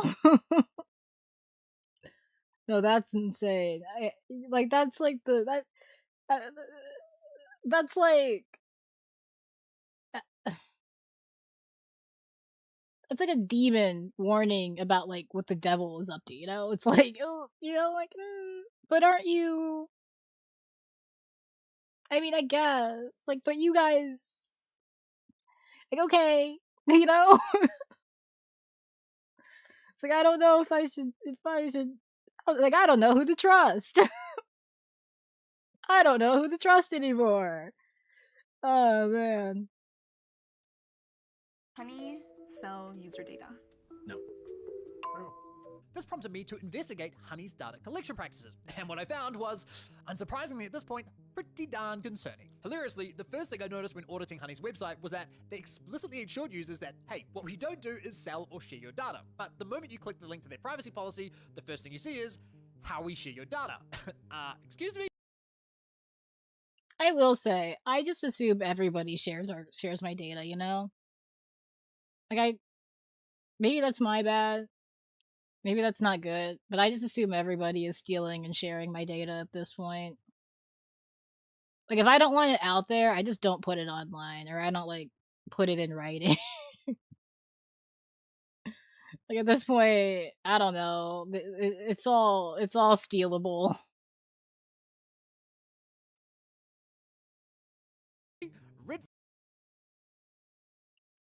Like, I had my shit leaked through, you know, like, my school getting hacked.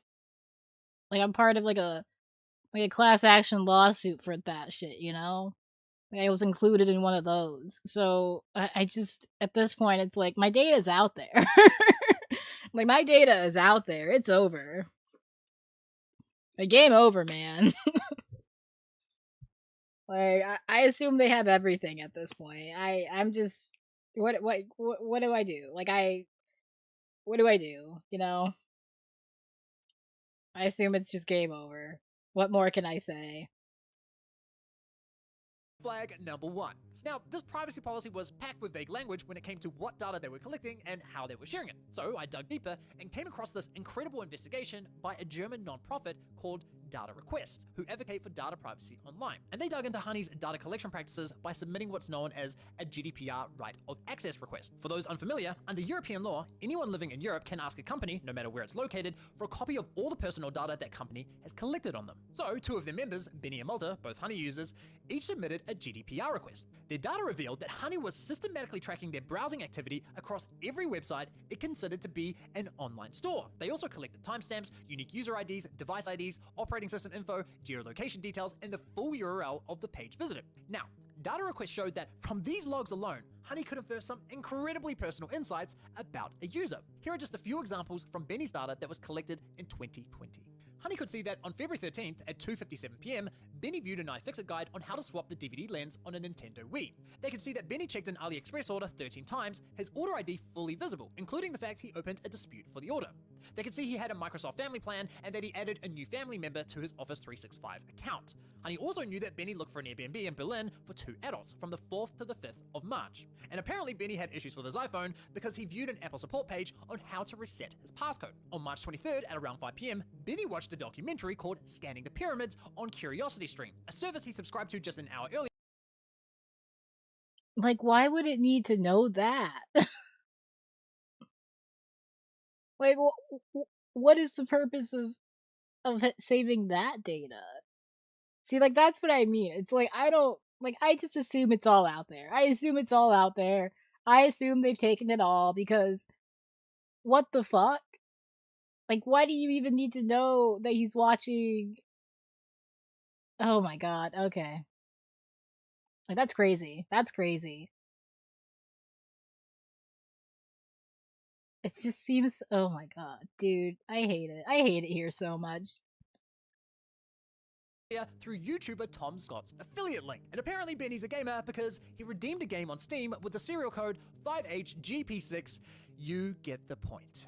All that information could be inferred from just 27 page views, but in total, Honey collected over 2,500 pages of web activity between just February and May of 2020, meaning what I just read to you represents only 1% of the total data Honey collected within a 3-month window.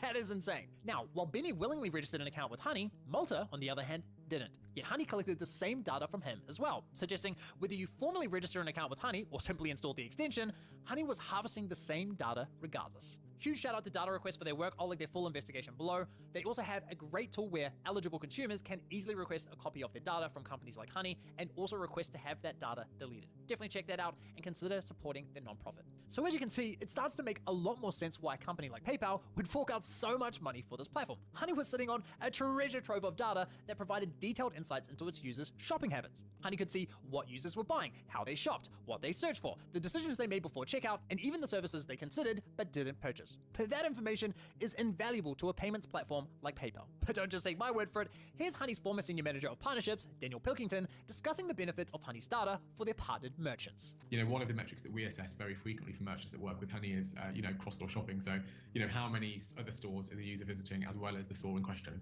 Are they going to 6 stores? Are they going to 7 stores? Are they going to 10 stores before they make a decision on where to purchase? And here's another former senior partnerships manager. So one of the things we have insight into at Honey, because we're a browser extension and we can see our shoppers and how they shop, is that shoppers love to cross-site comparison shop. We're really kind of following the shopper where they go, and we're with them every step of the way. We have all sorts of tools to make those consumers stickier to those direct-to-consumer brands. And here's a former PayPal executive discussing how beneficial the data is for their goals. We've got a full suite of solutions across our consumer platforms that help drive new customers, that help drive loyalty, that help drive conversion, and ultimately sales lift. And we have a lot of analytics and a lot of data, a lot of shopper data, obviously, and that's something that we can unlock on behalf of our partners. You've got to hand it to Honey. They've truly mastered the art of selling bullshit narratives. To users, they promise privacy, insisting, hey, we never sell or share your data. But to their merchants, they literally bragged about how much of your data they had and how it could be leveraged to provide them with valuable insights into your shopping habits. It's genuinely astounding. Now, for clarity, those interviews were all recorded after PayPal's acquisition of Honey. So is this simply a case of the corporate giant turning a once well-intentioned startup into a data harvesting machine? Nope. In fact, data collection was part of Honey's game plan well before they were acquired by PayPal. This right here is Honey's pitch deck to investors from back in 2015. On the business model slide, Honey clearly labels personalized offers to consumers based on cross-site comparison shopping data as a core component of their business strategy. And on the very next slide, proudly entitled Our Unfair Advantage, it explicitly states Honey's unique data allows us to predict what each user is about to buy, when they intend to purchase, and how much they are willing to pay. They even itemize the data collected as user behavioral data, stores visited, products viewed, and of course, your purchase history. So not only was data collection top of mind from the very beginning, but they were already actively collecting it and pitching that data to investors as a valuable asset. For years, Honey framed data collection as minimal and purely in service of saving users money. Well, it appears they were full of shit. And to be clear, I'm not suggesting that Honey was selling your data to third parties for cash. Well, at least I found no evidence of that.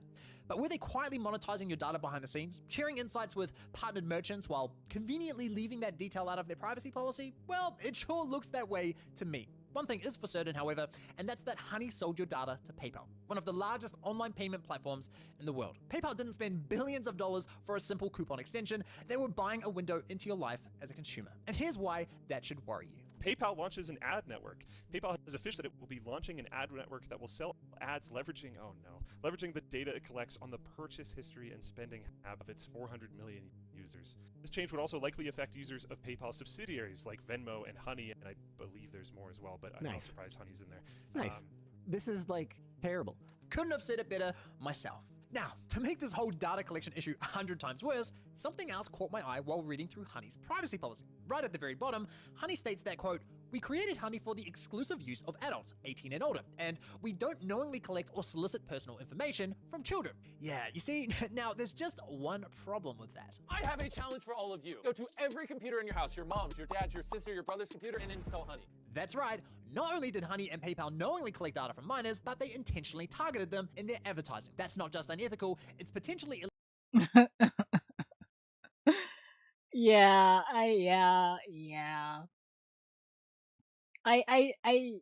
because like you can't make that argument when you're working with basically every single content creator out there, and you know that they have young audiences. Like they were everywhere. There's no way. Ain't no way. legal in numerous jurisdictions. Many countries have very strict regulations when it comes to the collection of personal data from minors, and for good reason. Therefore, if you intend on having minors use your product, many jurisdictions require that you obtain parental consent first. But this adds all kinds of technical and legal complexities, which is why many platforms simply limit the use of their service to adults only in their privacy policy, which was Honey's approach. But if Honey were genuinely trying to avoid having kids on their platform, they probably shouldn't have sponsored one of the most popular influencers in the world, whose key demographic of followers is, well, this. But Honey did sponsor MrBeast, and those videos garnered a whopping 3 billion views, making him Honey's #1 sponsor. In fact, according to my data, MrBeast sponsorships represent over 1/3 of Honey's total sponsored views on YouTube. But it wasn't just MrBeast. Honey sponsored many channels whose content was, in my opinion, clearly targeted at minors. They sponsored Minecraft channels, Roblox channels, cartoon channels. I mean, just watch this video and tell me it's not targeted at children.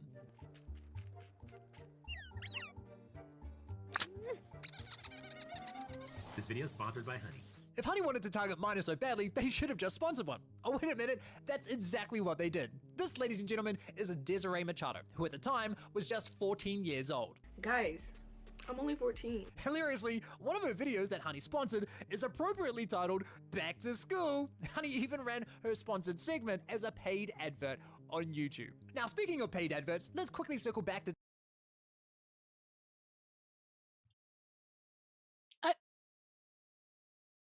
Okay.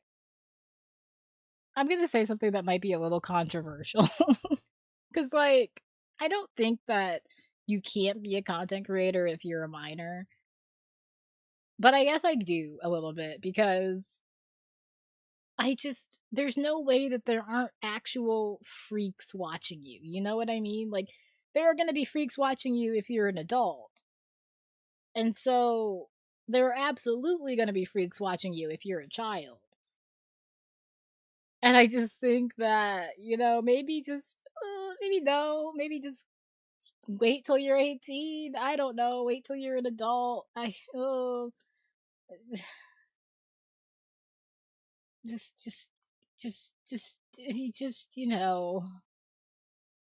Things are so awful right now, dude. That MrBeast ad, because of all the evidence, this has got to be the single worst example of Honey intentionally targeting minors. Let me play it again. I have a challenge for all of you. Go to every computer in your house, your mom's, your dad's, your sister, your brother's computer, and install Honey. They are literally encouraging kids to install a browser extension that tracks and collects data onto every computer in their household, including those belonging to their siblings. That is fucking insane. And the emojis? I mean, come on! And look, this is not a good look for MrBeast either. Influencers have a duty of care to ensure that any advertising they engage in. You want to debate? I'm not like a huge debater, I'm not really sure what it is you want to debate. Also, I have to be honest with you. I'm not sure I want to debate someone named Mog or Be Mogged. Respectfully. What do you want to debate?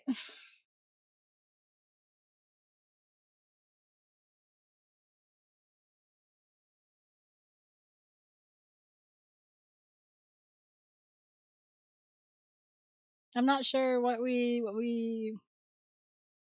you want to debate Ethan Klein? I think my issue is I'm not interested in debating opinions, you know? Like, I'm not really interested in debating my opinion on Ethan Klein. It's pretty solidified. It's pretty I'm just not interested in litigating it, you know? I have my opinions about Ethan and they are what they are.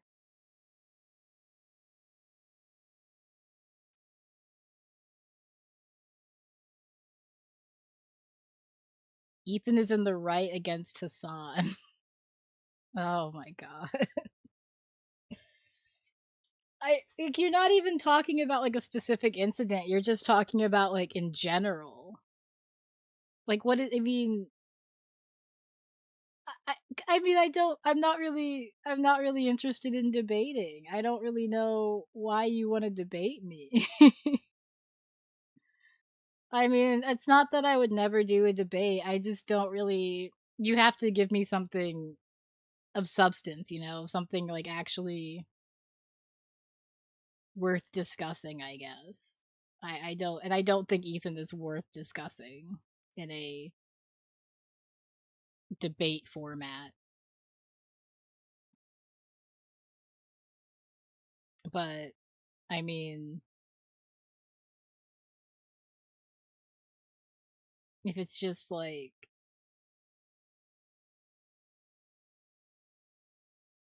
yeah, I'm not sure. I'm not sure what what would be gained from that, but I appreciate your interest, I guess. Okay.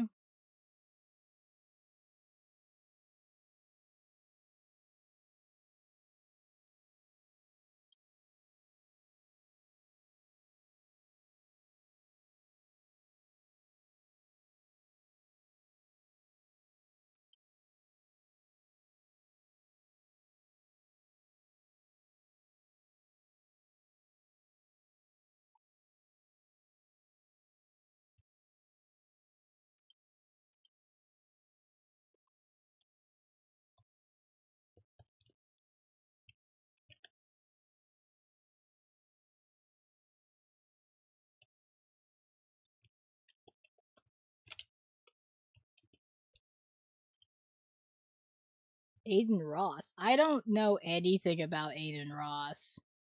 Are you pro Aiden Ross? I know very little about Aiden, so I would not be able to debate about him, unfortunately.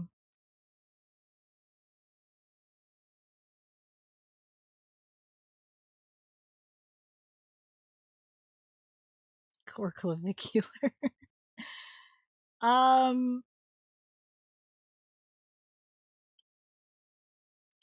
I mean, I don't really have like a stance against clavicular. I don't necessarily agree with the things he's doing to his body or the things he says, but I don't necessarily have a lot of information about him either, or a stance about him strong enough to, you know.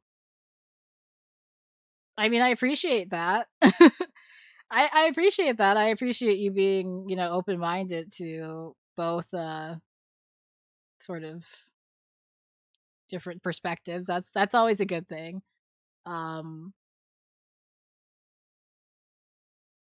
Yeah, I don't know. I don't really have like strong opinions against those people. I mean, I don't love them, but they're not necessarily people I'm like, let me debate against this person's like, you know. Sure you can understand that. But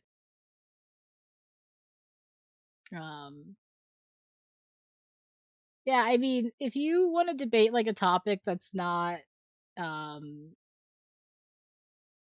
so it has a little bit of like he's looking a soft shin nerd, now it's different. Okay. I mean, I'm sure you looked fine either way. But I mean, it's always good to feel confident about yourself. We do not break bones. Okay.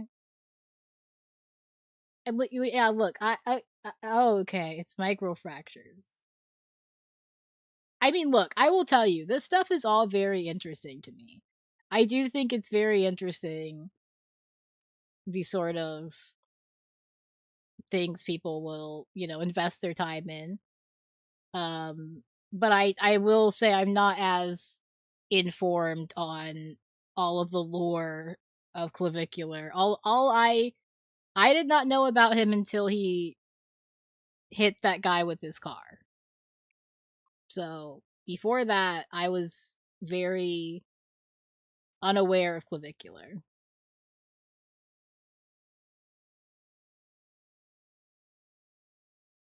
Okay. Well, I mean, that's interesting. I I don't know. Yeah, I'm not familiar with the methods of is it looks maxing? Is that what it's called? Oh, Mr. Beast. Yeah. Okay. I mean, look, if I'm being honest, I don't think Mr. Beast is that was unfortunate. Did I get it wrong?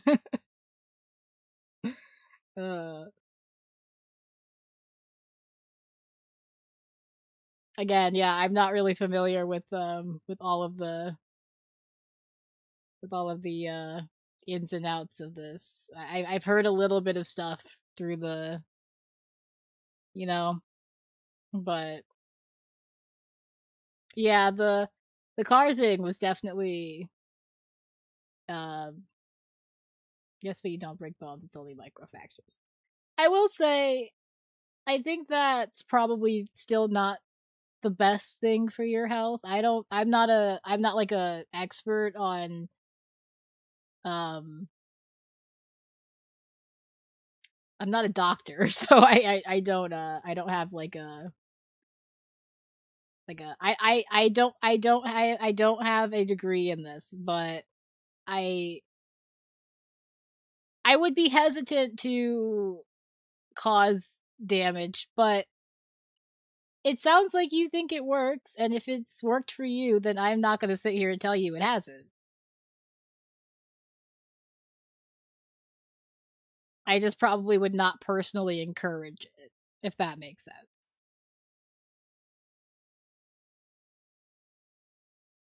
But I do want to finish this video. But this, I mean, it is interesting. I will say it's interesting. So, you know.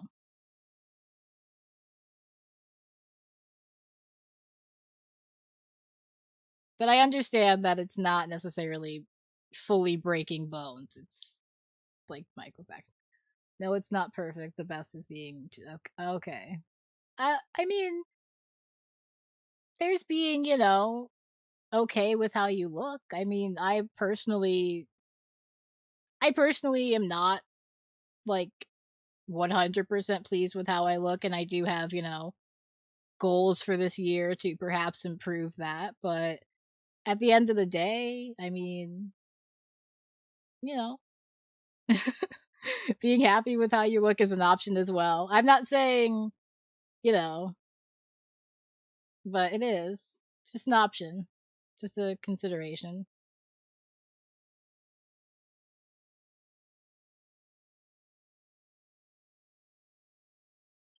Is compliant with relevant advertising laws, especially when your audience skews young. Of course, I did reach out to Mr. Beast and his team for comment, but never heard back from them. Now, in case you're still not convinced that no, but you're fine. I do just want to finish this video, but you're fine. This was a well, why not Mog? I mean,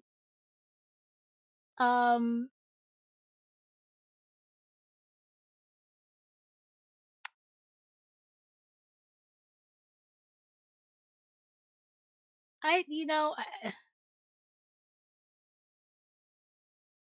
think that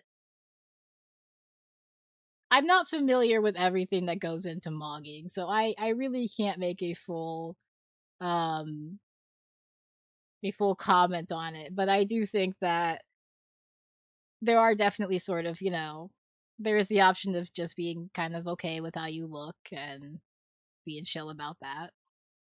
But there are definitely things that you can do to like make yourself feel more confident in your body and make your body into like a place that feels more you know, more where you want it to be. I just think that I'm fine as long as people are doing it safely, like treat your body with kindness. That's my motto for the most part. So, as long as you're not doing like severe damage to your body, I'm chill. It's fine. Like do you. You do you.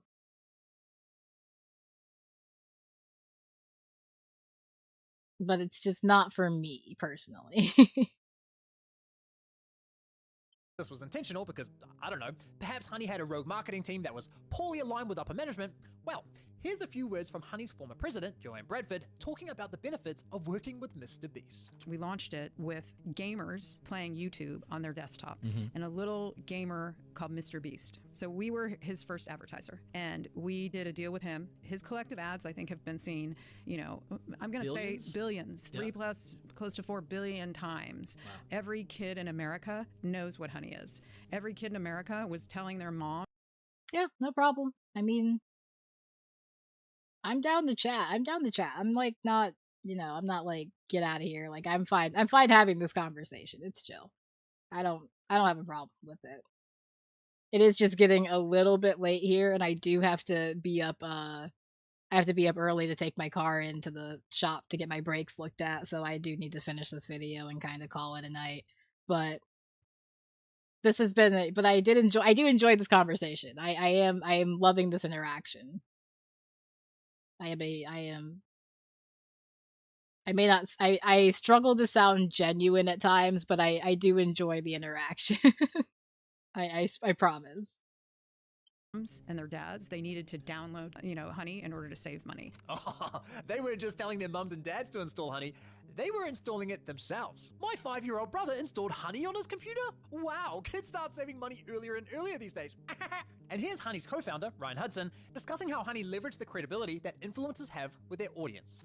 We learned how to work with influencers, in particular on YouTube, to lean into the credibility that they have with their audiences, the ability to speak the language of their audience, and it's been incredible for us. And so we've done, if you watch YouTube or you have kids that watch YouTube, they have seen, if you watch Mr. Beast, it's a lot of honey. A lot of honey.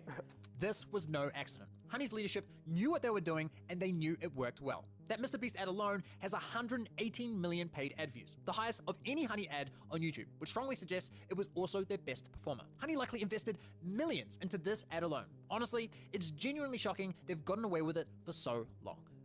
Now, given everything we've uncovered so far, you might be wondering how on earth there could be more to this investigation. Well, while Honey was the first extension of its kind, unfortunately, they certainly weren't the last. There are now hundreds of coupon and cashback extensions, and while I haven't investigated all of them to the same extent that I have with Honey,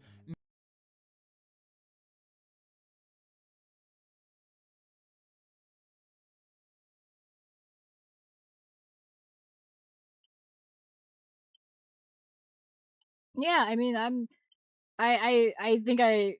just kind of an awkward person, so I worry that I come off as not super genuine sometimes, but I am someone who is, I'm pretty much an open book for the most part. But yeah, I mean, English people accent maxing. That's a new one. I hadn't heard of that. I did not know that was a thing. Is that just like having like the best accent, or because that's interesting.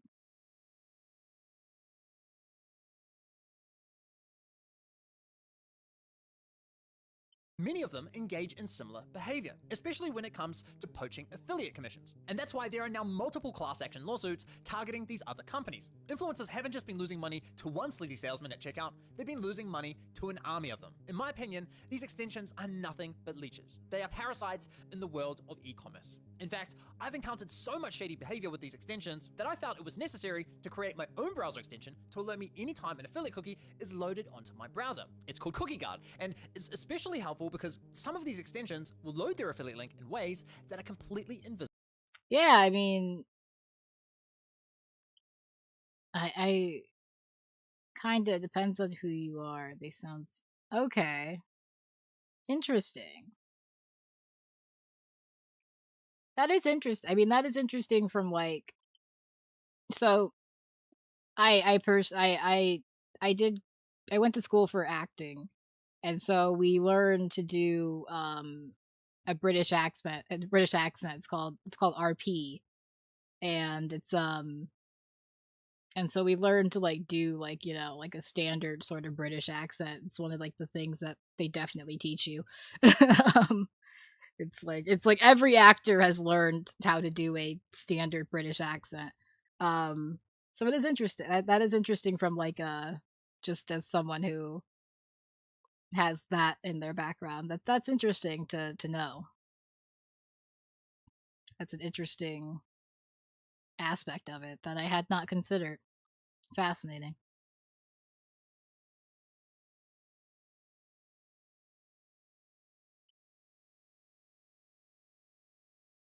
Now, my British accent is pretty terrible though, so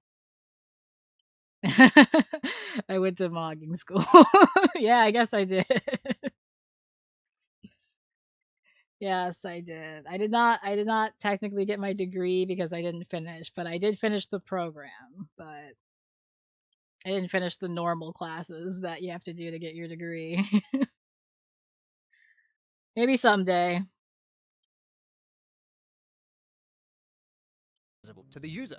For example, if you click to copy a coupon on Honey, it looks like a harmless feature because you don't see that sneaky tab opening in the corner, but with Cookie Guard installed, you can see that behind the scenes, they are quietly stuffing their cookie through what's known as a hidden iframe. You can Google it. Even worse, I found that the extension Karma Now would stuff their cookie the moment you landed on a checkout page. Completely automated, no interaction with their extension required. They also had a system that could detect when you used a competitor's extension, like Honey, and they would wait for that extension's affiliate link to load, then immediately override it with their own. Again, no interaction with their app required. It's insane. And this sort of malicious behavior is not exclusive to browser extensions. Even Microsoft couldn't resist the temptation of easy affiliate money and decided to offer coupons. I'll have to work on it a little bit to make it worth the wait. But it's been a while since I've done it, so but I appreciate it. Directly from the Edge browser. Watch what happens when I visit my NordVPN affiliate link. Once I've clicked on one of their coupons, Microsoft immediately replaced my affiliate cookie with their own, poaching the sale. And when I tried to reload my affiliate link to reinstate my cookie, it comes back momentarily, but Microsoft quickly and automatically replaces it again with their own. I mean, damn Microsoft, people hate your browser enough as it is. And how about Opera's browser? They recently stopped this, but for some time, if you simply entered the URL of a store that they were partnered with and clicked their autocomplete suggestion, I did not, but it does make sense. I guess. It's like a waste. Yeah, I mean, I imagine, you know, like, what do you mean? Do you mean they don't like doing it for themselves, or they don't like how men do it?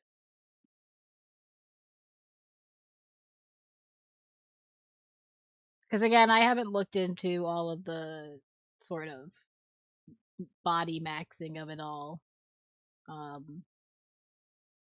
It's not really my sort of area of interest, but you know, like for reference, I spend a lot of time watching like probably content you would not expect. So I don't spend much time watching watching what's hip with the kids these days, unfortunately. I probably should. I probably should spend a little more time invested in that kind of thing.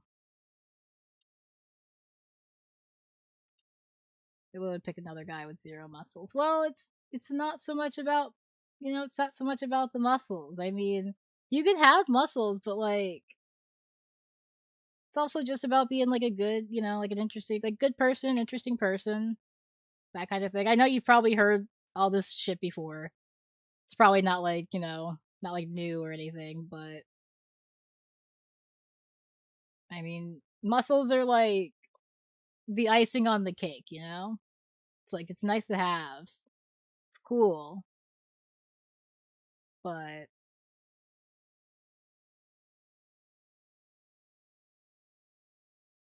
I don't think you're too childish.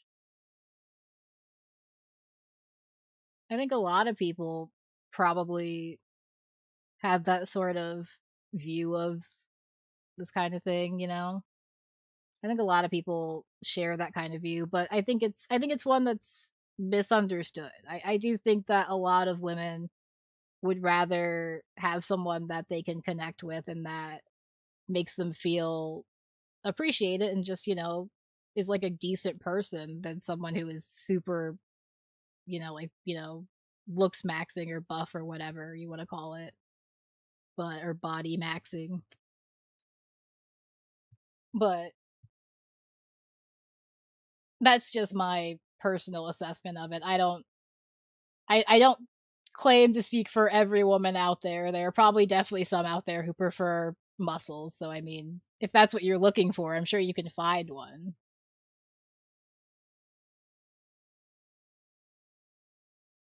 The Lego Titanic. This is just like randomly on my screen now, and this is like my Moby Dick, the Lego Titanic. It's the one I will never own a Lego Titanic myself, but it's my white whale. Someday, dude. Because it's so expensive. Try to appreciate and look smacks at the same time. That's definitely good. I think that as long as you're definitely doing the first one, then the other, looks maxing is also cool too. But definitely, I'd focus on the being a good person and appreciating people for sure. But you seem like you got it. I mean, you seem like you're not too crazy. I don't know. You seem fine to me. So, but I do think that, if you're someone who's, interesting and can have a good conversation, then that's half the battle right there. That is half the battle right there. Opera considered that fair game to inject their affiliate link and claim the sale. Affiliate marketing has truly become a war of the cookies. I could go on and on with these examples. Now, this all begs the question, how the fuck is all of this being allowed? Are there no rules in place to prevent this behavior?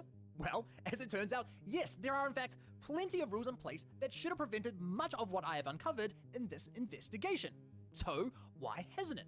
Well, that's where greed and incentives comes into the equation. You see, so far we have only discussed 2 key players in affiliate marketing, merchants and affiliates. Merchants want to sell their products and services, and affiliates want to promote those products and services for a commission. Pretty straightforward. But there's another crucial player that we haven't yet discussed, and that is the affiliate networks. Affiliate networks are like dating apps for the industry. They allow merchants and affiliates to easily discover one another, connect, and work together. These networks also take care of all the technical stuff like the affiliate tracking links, reporting, and commission payments. But most importantly, these networks also set the rules. They are the gatekeepers. Some of the largest networks in this industry are Anyone, Commission Junction, Impact, and Rakuten Advertising. Now, not only do these networks have their own strict policies, at least on paper, but on top of that, over a decade ago, most of these networks collectively agreed to enforce 2 codes of conduct. One for downloadable softwares, like extensions, and the other for all affiliates that promote coupon codes. And the rules set out in these codes prohibit many of the behaviors uncovered in this video. So why aren't these networks enforcing their own bloody rules? Well, for every sale made in affiliate marketing, these networks also get a slice of the pie. They generally charge between 20 and 30% of each and every commission paid. There are some variations, of course. Not all networks have the same rates and pricing structures, but the core principle is almost always the same. The more money that flows through these extensions, the more the networks get paid. So when these networks enforce rules resulting in a loss of income for the extensions, they too take a hit. Enforcing their own rules basically means shooting themselves in the foot. That kind of incentive structure doesn't just fail to prevent fraud, it practically invites it. Part 3 is going to be huge, and that was supposed to be the next video in the series. But that's not the video you're going to see next. In the next video, I'm going to be exposing a secret system buried deep within Honey's code that was never meant to see the light of day. The system was engineered specifically to bypass one of the most important rules in affiliate. God, this just keeps going. Like, oh my god. I mean, it took him like a year. It took him a year to get this out, and then he already got the next video out. But it's so much. Like, I did think it was interesting how, oh, I mean, I don't know what you were gonna say, so I won't say that you should say it, but this is a relatively safe space here. So, but yeah. I did think it was interesting how this has gotten a little bit less coverage than the original video, but it's been a year, and this video focused more on like the effects of Honey on the business and stuff. The British are crazy. Yeah, I mean, that's true. That's just a true fact. That's just a true fact. Marketing, a rule intended to protect influencers from the very commission theft demonstrated in my last video. And that rule is known in the industry as stand down. Stand down essentially means that extensions must detect if a user has already clicked on someone else's affiliate link, and if they have, the extension must deactivate itself and not interfere. Yet, during my testing, Honey virtually never stood down. Suddenly, however, Honey began complying much more frequently, and this change in compliance didn't smell right to me. So, I started digging. And that's one of the reasons why this video was delayed for so long. Because, as it turns out, Honey wasn't just ignoring stand-down rules, the system they created was designed explicitly to bypass it, while hiding that behavior from compliance testers. And I have all the evidence to prove it. In fact, what I found was so shocking that I consulted with a respected security researcher who was able to independently verify and validate my discovery. The behavior I'm describing, in my opinion, likely constitutes criminal behavior. And in a few days, everyone will learn about the greatest heist in affiliate history.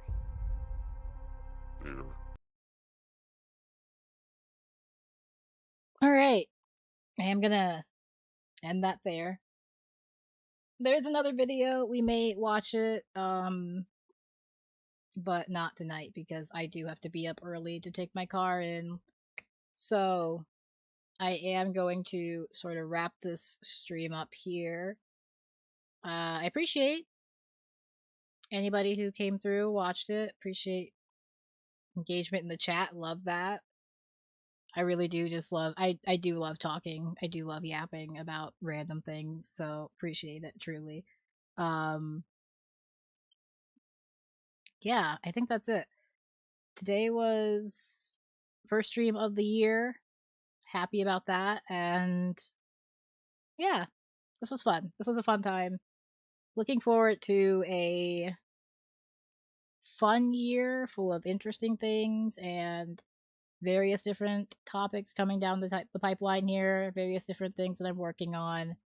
And yeah, I'm really excited. I'm really excited for this new year. I'm really excited to see where the channel goes. I'm really excited to just keep working on growing this sort of community and channel and just seeing what comes of it. So that is really what I'm looking forward to this year. And I really do appreciate anybody who's who's coming along for the journey. I appreciate that. So yes, thank you. Have a great night yourself. Yeah, that's really it. So I am going to wrap this up. All right. So thank you again so much. Appreciate it. Appreciate you. Appreciate everybody. And yeah, Happy New Year. Happy New Year, everybody.